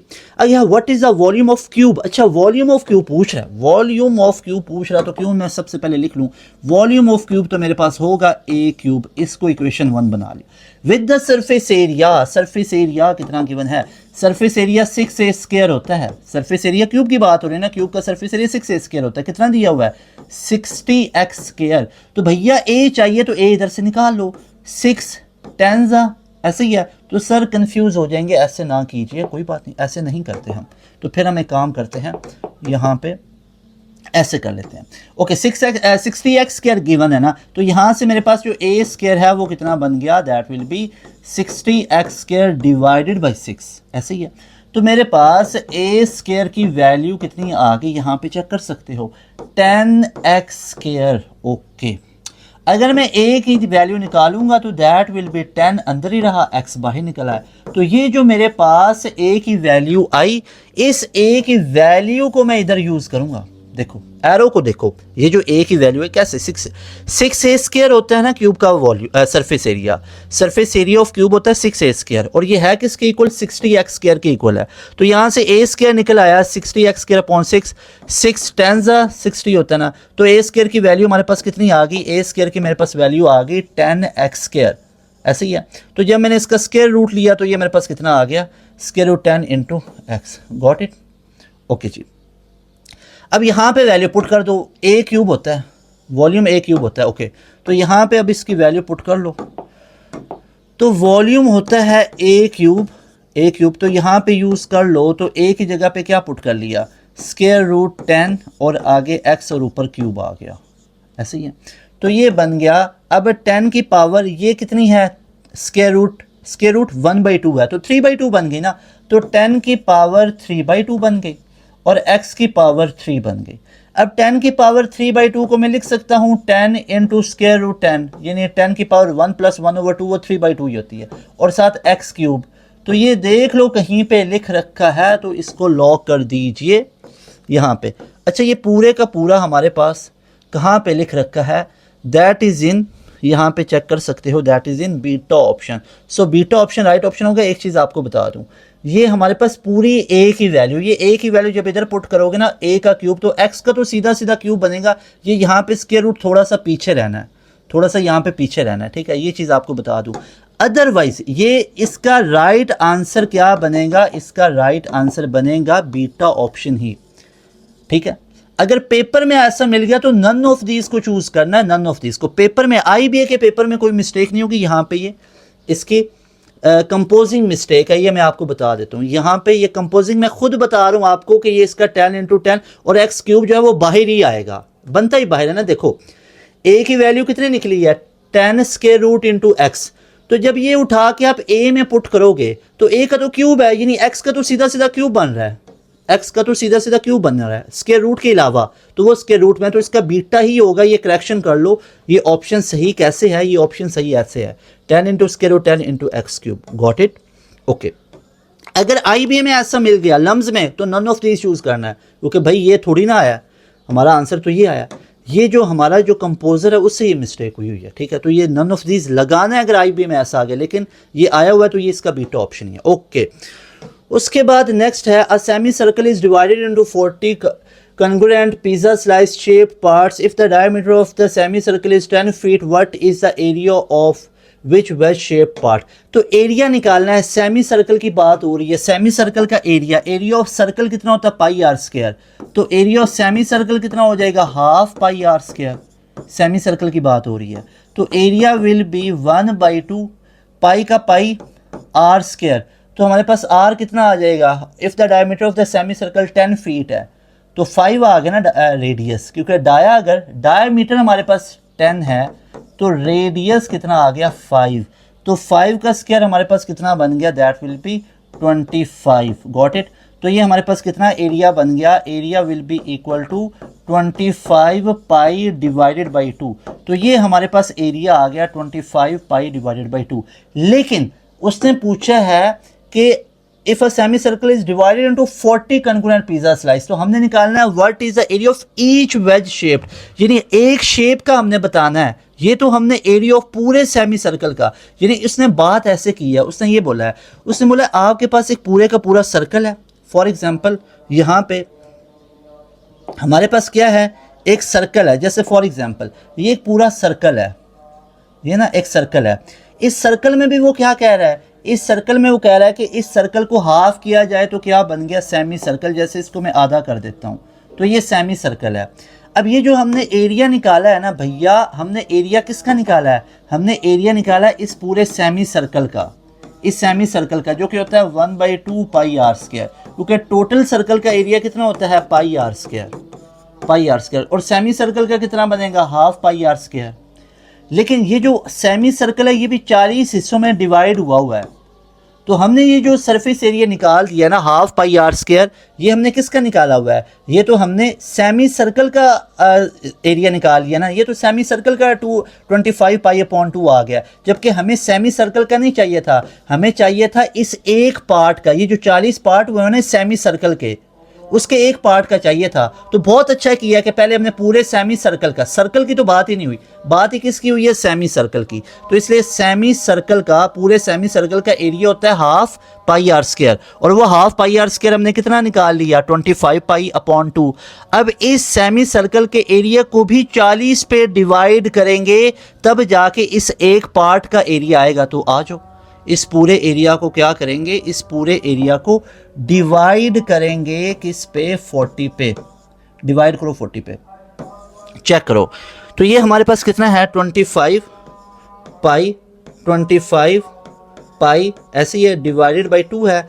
जब मल्टीप्लाई करूंगा तो 1/40 हो गया, ऐसे ही है। तो यहाँ पे चेक कर सकते हो, that will be 25 pi upon में 80, ऐसे ही है। अब यहाँ पे चेक कर सकते हो कि ये हमारे पास किसके इक्वल आ गया, 5 पे जाएगा, 5 5 जा 25, 5 1 जा और 5 6 जा। तो 5 पाई डिवाइडेड बाई 16 कहाँ पे लिखा हुआ है, 5 pi divided by 16 is in C option. So C option will be the right option. Got it, C option will be the right option, you can check. Semi circle को 40 हिस्सों में divide किया था, तो पहले मैंने बिना सोचे समझे सेमी सर्कल का एरिया निकाल लिया 25 पाई अपॉन 2। अब इस पूरे को मैंने डिवाइड किया 40 पे, तो ये क्या बन गया 25 पाई डिवाइड बाई 2। अब डिवाइड को मल्टीप्लाई करेंगे तो 1/40, तो ये बन गया 5 पाई अपॉन में 16, जो कि सी ऑप्शन में मौजूद है। Got it, okay. उसके बाद है अ cylinder is inscribed in a sphere if the radius of the sphere is 5। अजान हो रही है, इधर अजान का वेट करते हैं, ठीक है।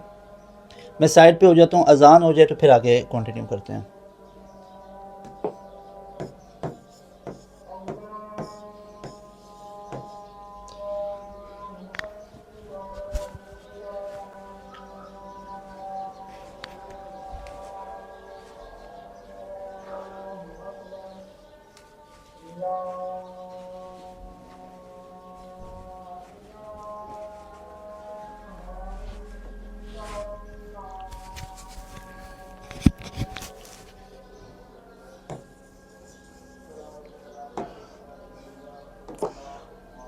ओके जी, तो ये वाला क्वेश्चन हमने कर लिया, ठीक है।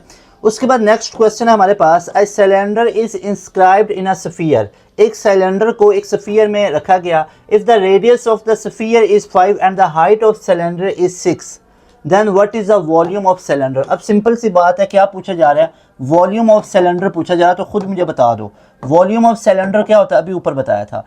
Volume of cylinder will be pi are square h, ठीक है। वैल्यूज पुट कर दो पाई का यहाँ पे, क्योंकि आंसर में देखा तो पाई गिवन था, तो मैंने पाई को नहीं छेड़ा, ठीक है। उसको पता है कैलकुलेटर अलाउ नहीं है, तो इसलिए वो आप लोगों को कैलकुलेटर के बगैर वाली चीज़ें देगा। अब आर देखो, अब बच्चे गलती क्या करेंगे, यहाँ पे लिखा है if the radius of the sphere. भैया रेडियस ऑफ स्फीयर आपको दिया हुआ है, आपको रेडियस ऑफ स्फीयर दिया हुआ है, जबकि हमें क्या चाहिए, हमें तो रेडियस ऑफ सिलेंडर चाहिए भाई, क्योंकि सिलेंडर का वॉल्यूम है ना, what is the volume of the cylinder, तो सिलेंडर का वॉल्यूम है तो सिलेंडर का ही रेडियस होगा। चलो अब ये देखेंगे ये रेडियस कितना है और ऊपर स्क्वायर आ जाएगा। एच देखो, एच दिया है, बिल्कुल हाइट ऑफ सिलेंडर उसने दे दी है जो कि 6 है। अब हमारा इशू रह गया कि रेडियस ऑफ सिलेंडर निकालना है, जबकि स्फीयर का रेडियस दिया हुआ है। तो इसका एक फार्मूला होता है, अगर आप रेडियस ऑफ सिलेंडर निकालना चाहते हो तो radius of sphere minus h/2 whole square, got it. तो ये हमारे पास कितना बन गया, रेडियस ऑफ स्फीयर कितना गिवन है, that is 5, radius of sphere is 5, check कर सकते हो।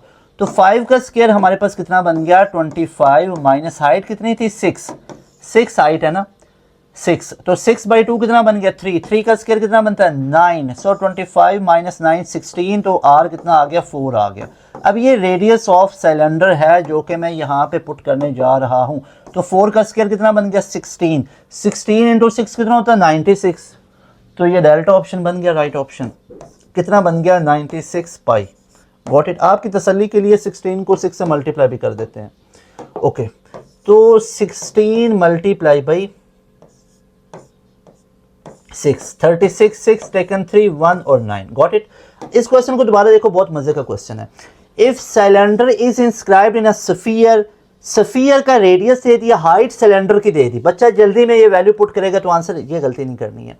पाई are square H volume of cylinder होता है, रेडियस ऑफ सिलेंडर चाहिए नहीं तो आर स्क्वायर माइनस h/2 का स्क्वायर कर लो। आर रेडियस ऑफ स्फीयर है, एच हाइट ऑफ सिलेंडर है, तो वो 6 थी, 6/2 3 आ गया, 3 का स्क्वायर 9 होता है, तो 25 माइनस 9 तो 4 आ गया, 16 का स्क्वायर रूट 4 आ गया, 4 का स्क्वायर एच उसने 6 दी हुई थी वही पुट की, देखा तो 96 पाई, गॉट इट, ओके जी। उसके बाद हमारे पास नेक्स्ट क्वेश्चन है कि if the surface area of spherical moon, खुद कह रहा है स्फेरिकल मून वो स्फीयर की तरफ आपको लेके आ रहा है, वो 3600 पाई स्क्वायर माइल्स है, what is the moons volume, तो उसने पहले ही बता दिया कि ये हमारे पास क्या है स्फेरिकल है, तो स्फीयर का क्या पूछ रहा है वॉल्यूम, तो स्फीयर का वॉल्यूम हमारे पास किसके इक्वल होता है 4/3 pi r cube, got it. तो वॉल्यूम विल बी 4/3, ऐसे हल करने की आदत डालो, पाई पाई चलता आया। अब आर देखो, आर का क्यूब, अब आर कैसे निकालेंगे, यहाँ पे हमें क्या गिवन है, यहाँ पे surface area of sphere given है। अब सरफेस एरिया ऑफ स्फीयर कितना है 3600 पाई, 3600 पाई। अब ये 3600 पाई हमें क्या गिवन है स्फीयर का सरफेस एरिया, और स्फीयर का सरफेस एरिया तो होता है 4 पाई आर स्क्वायर, पाई से पाई कैंसिल हो गया, 4 उधर किया तो 4 900, तो आर स्क्वायर की वैल्यू कितनी आ गई 900, तो आर की वैल्यू स्क्वायर रूट लोगे तो 30 आ गई, तो आर की वैल्यू 30 आ गई। स्फीयर का वॉल्यूम अभी ऊपर पढ़ा के आया हूँ, स्फीयर का ये देखो, ये पढ़ा के आया हूँ कि स्फीयर जो होगा, स्फीयर किधर गई, ये स्फीयर का वॉल्यूम 4/3 पाई आर क्यूब जो निकालने जा रहे थे, आर नहीं पता था, surface area 4 pi are square होता है, और ये उसने दिया होता है 3600, 4 9 और 0 0 आ गया, और पाई पाई से कैंसिल हो गया था, तो ये चेक कर सकते हो यहाँ पे, ठीक है। सरफेस एरिया 3600 पाई था, और ये सरफेस एरिया होता है किसके इक्वल है 4 पाई आर स्क्वायर, जो स्फीयर का सरफेस एरिया है। पाई पाई से 4 9 और आगे 2 0 आ गई, आर स्क्वायर 900 आया, आर की वैल्यू 30, उठा के इधर वॉल्यूम वाले में पुट कर दीजिए, you will have your answer. तो ये आ गया 30 और 30 का क्यूब आ गया। इसको अब लिखने का तरीका मैं इसको कैसे करता होता हूँ ये चेक करो, 4/3 पाई, कोई मसले वाली बात नहीं है, 30 का क्यूब का मतलब है 30 मल्टीप्लाई बाई 30 मल्टीप्लाई बाई 30, ऐसे ही है, ऐसे ही है। अब इसको आप ऐसे कर लो कि 3 10 30, 30 इंटू 10 300 बनाना, ऐसे ही है। 300 को अगर आप 30 से करोगे तो 9000 को 4 से करोगे तो 36,000, गॉट इट, क्या बन गया 36,000, गॉट इट। तो ये हमारे पास 36,000 साथ पाई का पाई आ गया, तो ये क्यूब में आ जाएगा, गॉट इट। ये देखो ना 10 इंटू 30 300, तो 300 को भैया जब आपने 30 से आगे वाले से मल्टीप्लाई करना है तो साफ दिख रहा है कि यहाँ पे 3 3 9 हो गया, 2 0 ऊपर वाले की और 1 0 इसकी, तो ये 9000 को 4 से करोगे तो 36,000, और पाई यहाँ पे का पाई आ गया, तो हमारे पास राइट ऑप्शन क्या बना, that is beta option, got it, okay. उसके बाद नेक्स्ट क्वेश्चन है हमारे पास, the perimeter of a face of cube is 20 centimetre. अब सारे बच्चे मुझे बताएंगे पेरीमीटर किसके इक्वल होता है, क्यूब का। जो क्यूब का पेरीमीटर है 4a के इक्वल होता है और ये 20 के इक्वल है, तो a की वैल्यू कितनी आ गई 5 सीधी। अब ये कहीं ना कहीं पे यूज होगा। वॉल्यूम पूछ रहा है क्यूब का, वॉल्यूम होता है a क्यूब, तो 5 का क्यूब आ गया। 5 का क्यूब कितना होता है 125। 5 इंटू 5 25 इंटू 5 125 कहाँ पे लिख रखा है, that is in alpha option. So alpha option will be the right option. Got it. उसके बाद नेक्स्ट क्वेश्चन है हमारे पास, the maximum length of a pencil that can be kept in rectangular box of dimensions. अच्छा, एक maximum length उस pencil की कितनी हो सकती है जिसको रेक्टेंगुलर बॉक्स में रखा जाए, तो उसकी डायमेंशन ये गिवन है। तो मैक्सिमम लेंथ निकालने का एक ही तरीका, जब भी मैक्सिमम लेंथ रेक्टेंगुलर शेप की पूछी जाए तो लेंथ का स्क्वायर प्लस विड्थ का स्क्वायर प्लस हाइट का स्क्वायर और ऊपर स्क्वायर रूट ले लेना है, ये तरीकाकार होता है। तो यहाँ पे हमारे पास सारी डायमेंशंस गिवन है, तो चेक कर लो। 8 का स्क्वायर प्लस 6 का स्क्वायर प्लस 2 का स्क्वायर, तो ये कितना बन गया 8 का स्क्वायर 64 प्लस 36 प्लस 4, तो ये हमारे पास भैया कितना बनता है, दैट विल बी 64 प्लस 36, तो ये 104 बन गया। अब 104 को मैं कैसे लिख सकता हूँ, इसकी फैक्टराइजेशन कर लो 104 की। 2 5 10 2 2 4, 2 5 10 2 2 4, 2 2 4 2 6 12, तो इसको क्या मैं लिख सकता हूँ 2 मल्टीप्लाई बाई 26। 2 तो बाहर निकल आएगा और अंदर 26 कैद में आ जाएगा। तो भैया यहाँ पे ऑप्शन हमारे पास 2 इंटू 26 सेंटीमीटर, 2 इंटू 26। अच्छा, अगर मैं यहाँ पे इसको मजीद भी करूँ तो ये हो जाता है 2 1 2, 2 3 6, ऐसे ही है, तो फिर भी वही बनेगा 13 इंटू 26। तो right option will be what, that will be C option. C option will be the right option. Got it. अच्छा, इसका स्क्वायर करोगे तो 104 बना, 104 की फैक्टराइजेशन की तो ये हमारे पास बन गई 2 इंटू 2 मल्टीप्लाई 26, यहाँ तक ही रहने दो, ठीक है ना, यहाँ तक ही। तो ये 2 बाहर निकला, अंदर 26, तो C option is right option.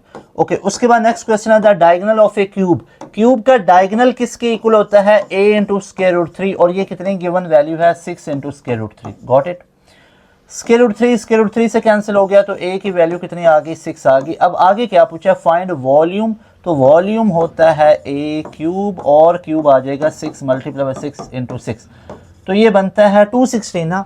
6 into 6 36 को 6 से करें तो 216 बनता है। आई एम श्योर कि ये बनता है 216। तो देख लो 216 कहीं पे दिया हुआ है, यस नज़र आ गया। देख लो 36 इंटू 6, एक दफ़ा तसल्ली कर लो, 36 3 6 3 बार 18 और 3 21, तो 216। राइट ऑप्शन है डेल्टा ऑप्शन। Got it. मज़ा आ रहा है आप बच्चों को, तमाम चीज़ें क्लियर हो रही हैं। अच्छा जी, यहाँ पे नेक्स्ट क्वेश्चन है हमारे पास, दैट इज ओके जी, find the length of the longest pole that can be placed in room long broad and इतना हाइट, तो room like rectangular shape type बन रही है, लॉन्गेस्ट लेंथ पूछी हुई है, तो क्या करेंगे सारे बच्चे मुझे बताएंगे, शाबाश। लेंथ लॉन्गेस्ट की निकालनी है, तो 12 का स्क्वायर प्लस 8 का स्क्वायर प्लस 9 का स्क्वायर। ओके जी, 12 का स्क्वायर 144, 8 का स्क्वायर 64, 9 का स्क्वायर 81। Got it. हाइट ना, हाइट। ओके, तो ये हमारे पास बन गया 144 प्लस 64, तो 4 ऐड करो। एक काम करते हैं, इधर कर लेते हैं, रफ शीट तो आपको मिलती ही मिलती है। 144 64, ये आप बच्चों के लिए कर रहा हूँ, एकदम से ये 289 लिखो, उसका स्क्वायर रूट 17 बना दो, ठीक है, लेकिन आप बच्चों के लिए कर रहा हूँ कैसे करना है। 4 प्लस 4 8, 8 प्लस 1 9, 8 6 14, 14 और 4 18, 8 1 टेकन, तो 2, तो 289, यस 289। ये कितना बना 208, तो ये 289, तो इसका स्क्वायर रूट होता है 17 का। Right option is delta option. Got it. कोई मसले वाली बात ही नहीं, सीधा सा क्वेश्चन, बस ऐड करना है। दूसरी तीसरी क्लास की बातें हैं ये, दूसरी तीसरी क्लास की, ठीक है जी बेटा। ऐड कीजिए 144 64 81 को जी 289, और ये छठी सातवीं क्लास में पढ़ लिया होगा, 289 का स्क्वायर रूट 17 होता है। नहीं समझ आ रही तो इन सबको 17 इंटू 17 करो, 15 इंटू 15 करो, 14 इंटू 14 करो और 13 इंटू 13 करो।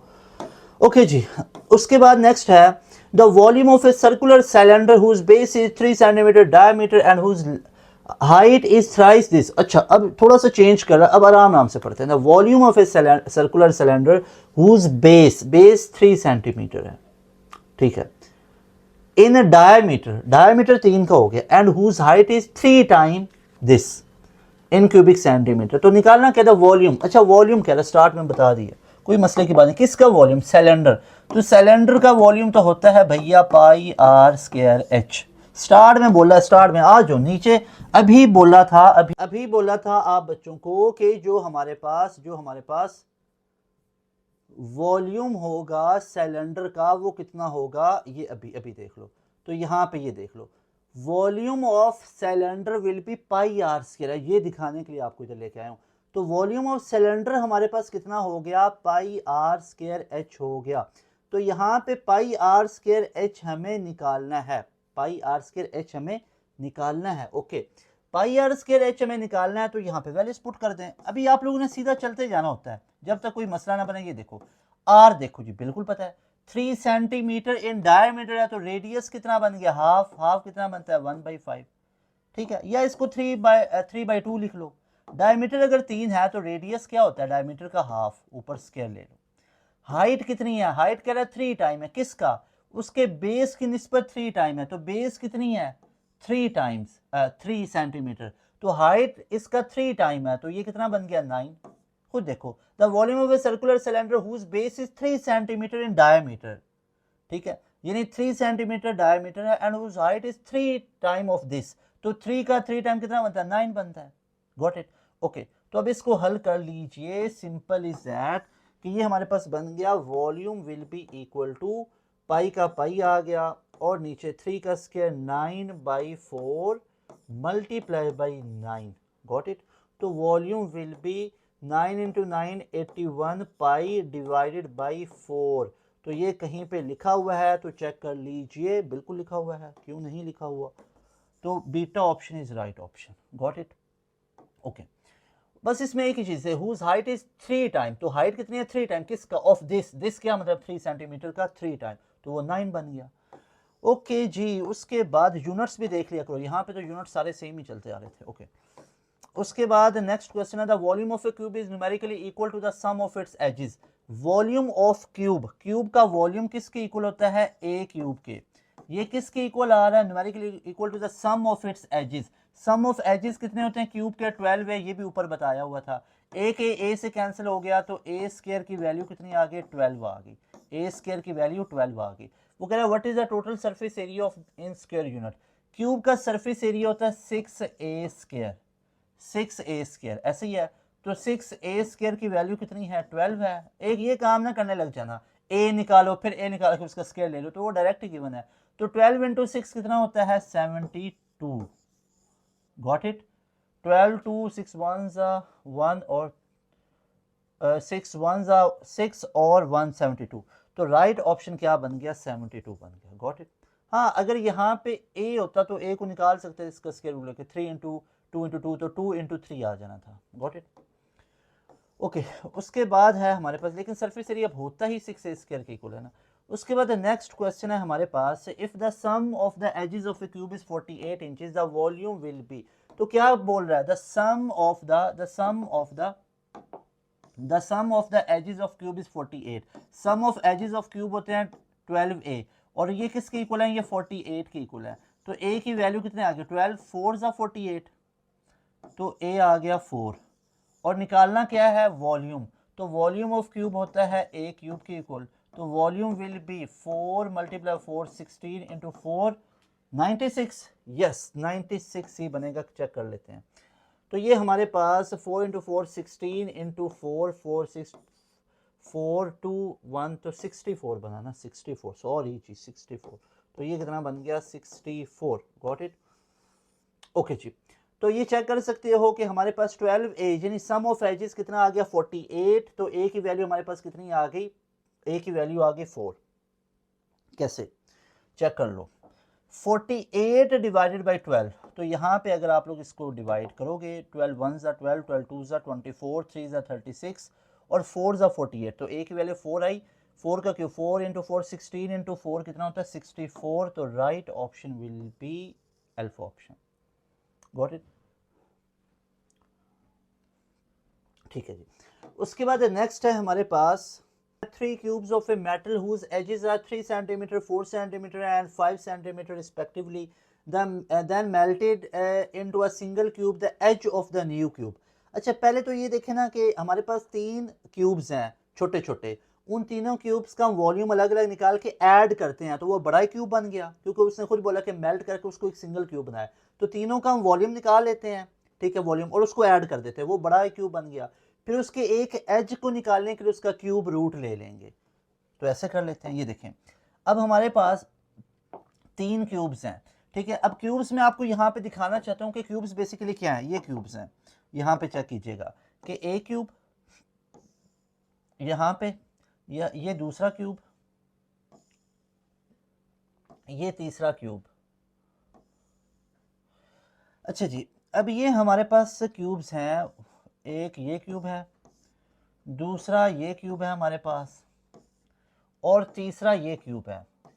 इन तीनों क्यूब्स को एक के हमारे पास एजेस कितने हैं 3 सेंटीमीटर, एक के 4 सेंटीमीटर और एक के 5 सेंटीमीटर। तो इसका क्यूब लेंगे तो 3 का क्यूब हमारे पास कितना बन गया 27 प्लस 4 का क्यूब लेंगे तो कितना बन गया 64, 4 इंटू 4 16 इंटू 4 64। 5 का क्यूब लेंगे तो 125 बन गया। Got it? अब 125 प्लस 64 प्लस 27 कितना बन गया, दैट विल बी 20, ये 71 बन गया, सॉरी 91 बन गया। 91 प्लस 125 216, ठीक है। इसको कर भी लेते हैं। ये देखना 125 प्लस 64 प्लस 27, तो 5 9 और 16 6 1 टेकन 3 9 11 1 तो 2, तो 216 बन गया। तो ये जो 216 है, अब इसका हम क्या ले लेंगे, क्यूब रूट ले लेंगे। क्यूब रूट का मतलब है 6 इंटू 6 36 इंटू 6, और क्यूब रूट का मतलब 1 की पावर 3 है, ऐसे ही है। तो इसको मैं लिख सकता हूँ 6 का क्यूब, इधर लिख लेते हैं 6 का क्यूब, अंदर 6 का क्यूब है, बाहर 1/3 है, तो 3 से कैंसिल होकर 6 आ गया। तो जो नया हमारे पास बना क्यूब, उसकी जो डायमेंशंस होंगी, वो डायमेंशंस कितनी होंगी, उसके एज वो 6 सेंटीमीटर का होगा। So B option is right option. Simply क्या किया, 3 क्यूब थे, तीनों की जो लेंथ है, एक एज है वो 3 4 और तीसरे की 5 है। इसका वॉल्यूम 27, 4 का क्यूब 64, 5 का क्यूब 125, 3 का क्यूब 27, सबको ऐड किया तो 216। इसका क्यूब रूट क्यों लिया है, क्योंकि ये पूरा वॉल्यूम आ गया ना, पूरे तीनों क्यूब्स का वॉल्यूम आ गया, उसका सम। ये 216 क्या आ गया, तीनों क्यूब्स के वॉल्यूम का सम आ गया। ओके, तो ये हमारे पास क्या आ गया, तीनों क्यूब के वॉल्यूम का सम आ गया ना 216। तो हमने क्या करना है, हमने उस नए वाले की एज बतानी है, the edge of new cube. तो उसके लिए क्यूब रूट ले लिया, क्यूब लिया, इस एज का क्यूब लिया तो वॉल्यूम आ गया, वॉल्यूम का क्यूब रूट लेंगे तो एज आ जाएगा। समझे बात को? 3 4 5 ये क्या एजेस हैं, एजेस का क्यूब लिया, ये देखो 3 का क्यूब 27, 4 का क्यूब 64, 5 का क्यूब 125। तो एजेस के क्यूब लिए तो वॉल्यूम आ गए, एजेस के क्यूब लिया तो हम मतलब इसका हमने क्या लिया, क्यूब लिया तो हमारे पास वॉल्यूम आ गया, एजेस का क्यूब लिया तो वॉल्यूम आ गया, और इस सब वॉल्यूम का क्यूब रूट लेंगे तो एज आ जाएगा। क्यूब और क्यूब रूट ऑपोजिट होंगे ना, तो ये हमारे पास वॉल्यूम आ गया तीनों क्यूब्स का, तीनों क्यूब्स का वॉल्यूम आ गया। अब इसका हम क्यूब रूट लेंगे तो ये हमारे पास एज आ जाएगा। Got it? ओके जी, यू आर ट्रू पासियन। जो बच्चे यहाँ तक पूरी वीडियो को देख चुके हैं, so that was all about your IB and लर्म्स mathematics, most important and most expected questions जो कि आप लोगों के पेपर में आ सकते हैं। Very best wishes for all of you. अपने मार्क्स लाजमी तौर पे इस नंबर पे शेयर कीजिएगा। If you are preparing from pass education system directly और इनडायरेक्टली, इस नंबर को अभी सेव कर लो, अभी नोट कर लो। अगर आप लोगों के जो भी मार्क्स होंगे, उस मार्क्स को इस नंबर पे शेयर करें और आप लोगों की बेहतरीन किस्म की करियर काउंसलिंग की जाएगी। आप लोगों की बेहतरीन किस्म की करियर काउंसलिंग की जाएगी इंशाल्लाह ताला। अगर आप लोग एक स्केड्यूल में पढ़ना चाहते हो, उसके लिए आप लोग हमारे बैच का भी हिस्सा बन सकते हो। इतनी एफर्ट्स आप लोगों के लिए पास एजुकेशन सिस्टम करता है। पास एजुकेशन सिस्टम के बैच में आओ। अगर आप लोग चाहते हो नस्ट में, आईबीए में, लम्स में फास्ट यूनिवर्सिटी में, प्यास यूनिवर्सिटी में, जीकी यूनिवर्सिटी का स्कॉलरशिप क्लियर करना चाहते हो, एनटीएचपी का, आईबीए का आप लोग स्कॉलरशिप क्लियर करना चाहते हो, हबीब यूनिवर्सिटी का स्कॉलरशिप क्लियर करना चाहते हो, अगर आप पाकिस्तान की बेहतरीन यूनिवर्सिटीज़ इनके स्कॉलरशिप पे पढ़ना चाहते हो इनमें, तो लाजमी तौर पे बैच का हिस्सा बनो। हमने हबीब यूनिवर्सिटी पे 10 घंटे की एक लॉन्ग वीडियो शूट कर रखी है जो कि यूट्यूब पे फ्री ऑफ कॉस्ट अवेलेबल है। वो 25 एडमिशन्स के लिए थी। तो अगर 2026 में आप स्कॉलरशिप चाहते हो तो उसके लिए हमारे बैच का हिस्सा बनो। अगर आईबीए का स्कॉलरशिप क्लियर करना चाहते हो, लम्स का स्कॉलरशिप क्लियर करना चाहते हो, अगर आप फास्ट यूनिवर्सिटी, जीके यूनिवर्सिटी में स्कॉलरशिप पे पढ़ना चाहते हो, तो लाजमी तौर पे बैच का हिस्सा बनो। इसमें आपको एक मुकम्मल तैयारी मिलती है। बैच के बच्चे टॉप ऑफ द लाइन है। वाई पास एजुकेशन सिस्टम? क्योंकि पास एजुकेशन सिस्टम के आप रिजल्ट्स देखो किस लेवल के रिजल्ट्स हैं, और ये बैच के बच्चे हैं। फास्ट में 90 की लाइन लगी पड़ी है, फास्ट में 90 एग्रीगेट की लाइन लगी हुई है। इस दफा फास्ट यूनिवर्सिटी का टॉपर 2025 के तमाम राउंड्स, तमाम कैंपसेस का टॉपर बच्चा हमारे बैच का बच्चा 95 का एग्रीगेट। जीकी में 20th मेरिट पोजीशन है, जीकी में 20th मेरिट पोजीशन है। फिर मेहरान में टॉप स्कोर्स हैं, एनईडी में हाईएस्ट स्कोर्स हैं, फिर आईटीयू में है, फिर आप लोग चेक करो एनटीएस में 92 है, 92 है, फिर कॉमसेट्स में 92 है, यहाँ पे 92 है। तो इस लेवल का रिजल्ट दिखाएं आप लोग, कहाँ पे आपको मिल रहा है पास एजुकेशन सिस्टम। तो ये इस चीज़ का सबूत होता है कि यहाँ की फैकल्टी किस लेवल। आप लोग चाहते हो आप लोगों के एक स्केड्यूल में तैयारी हो, एडमिशन कंफर्म करना चाहते हो, तो लाजमी तौर पे बैच का हिस्सा बनो। आईबीए का राउंड 1 आपने ऐसे गुजार दिया। अभी जो बच्चों का बीएससीएस का पेपर अकाउंटिंग एंड फाइनेंस का रहता है, तो उसको बैच में आके चीज़ें कवर करो। ये क्वालिटी ऑफ कंटेंट यूट्यूब पे इस लेवल के अपलोड कर रहे हैं। तो 7000 पूरे साल की फीस है। आईबीए का बीएससीएस का टेस्ट भी क्लियर होगा, अकाउंटिंग एंड फाइनेंस के लिए अप्लाई किया हुआ, सोशल साइंसेज के लिए उसकी भी तैयारी के लिए बैच का हिस्सा बनो। इसमें लम्स का टेस्ट क्लियर करवाया जाएगा। इसके अलावा यू सेट है, लैट के टेस्ट हैं, नस्ट के टेस्ट है, एनईडी मेहरान है, तमाम यूनिवर्सिटीज़ के टेस्ट आपको एक बैच में कवर करवाए जाएंगे। इस एक बैच की फीस होती है 7000। ये बैच आपके मल्टीपल आगे शुरू होंगे, उन मल्टीपल बैचेस की फ्री एक्सेस आपको मिलेगी। जस्ट वन टाइम इनरोलमेंट लेना होती है।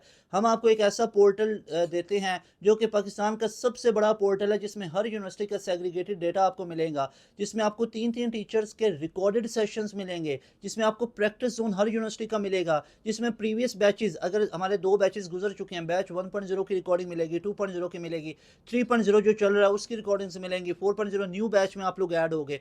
तो तमाम चीज़ें आप लोगों को प्रोवाइड की जाएंगी हमारे एक बैच में। लाजमी तौर पर बैच का हिस्सा बनो। और अगर आप लोग पास एजुकेशन सिस्टम से तैयारियां कर रहे हो तो अपने मार्क्स को इस नंबर पर भी शेयर कीजिएगा। कोई भी करियर के रिलेटेड आपको गाइडलाइन चाहिए तो must concern to pass education system. Very best wishes इस दुआ के साथ कि इंशाल्लाह आप तमाम बच्चों का बेहतरीन रिजल्ट आएगा। हम अपनी वीडियो को ख़त्म करते हैं, मिलेंगे नई वीडियो में। तैमूर हसन को दीजिए इजाज़त। इंशाल्लाह very best wishes for all of you. उधर जाके परेशान नहीं होना, अपने आप को आप लोगों ने कंफ्यूज नहीं करना। प्रैक्टिस ज़्यादा करके जाओ, अच्छी खासी प्रैक्टिस करके जाओ, और बी वेरी मोटिवेटेड, बहुत ज़्यादा मोटिवेट होके जाओ। इंस्पिरेशन खुद की ही बन के जाओ कि आप लोगों ने आईबीए में टॉप स्कोर करना है। अब आईबीए के अंदर कट ऑफ होता है, उस चीज़ के बारे में मैं अच्छा आपको बता दूं। आईबीए ना हर साल अपना कट ऑफ सेट करता है। जैसे आईबीए का इंग्लिश और मैथ 2 मेजर सब्जेक्ट्स आप लोगों के यही हैं। अब आईबीए ना अपना फॉर एग्जांपल 76 का कट ऑफ सेट कर लेता है कि आईबीए बीबीए के लिए ना 76 मैथ का पासिंग स्कोर है कट ऑफ, और इंग्लिश का भी आप लोगों का 76 है, और ओवरऑल आपका सेट करता है 216 का। अब 76 करोगे तो ये तो आप लोगों का 152 है। तो 152 ओवरऑल पासिंग स्कोर नहीं है, मतलब कि हर एक सब्जेक्ट का इंडिविजुअल कट ऑफ क्लियर करना है और ओवरऑल को भी क्लियर करना है। तो इसका मतलब ये है कि एक या दोनों सब्जेक्ट में हाईएस्ट स्कोर करना है। सिर्फ यही माइंड में नहीं रखना कि मैं 76 80 तक रहना है। तो भाई 80 तक रहोगे तो 80 + 80 तो 160 बनेगा। तो इसका मतलब है एक आप लोगों ने सब्जेक्ट में बहुत ज़्यादा स्कोर कर लेना है जिस पे आपकी अच्छी खासी ग्रिप है। अगर दोनों पे ग्रिप है तो बहुत अच्छी बात है। तो हमेशा याद रखो, जितना बूस्ट अप लेके जाओगे एक एक सब्जेक्ट को, उतना आपका ओवरऑल कट ऑफ क्लियर होगा। बच्चे इंडिविजुअल कट ऑफ तो क्लियर कर लेते हैं, लेकिन ओवरऑल कट ऑफ करने में बहुत बच्चे नाकाम हो जाते हैं। Very best wishes for all of you. इंशाल्लाह आप लोग बहुत सक्सेसफुल होगे। बहुत ज़्यादा दुआएं आप सब बच्चों के लिए। मिलेंगे नई वीडियो में। तैमूर हसन को दें इजाज़त। अस्सलाम वालेकुम। अल्लाह हाफिज़। पाकिस्तान जिंदाबाद।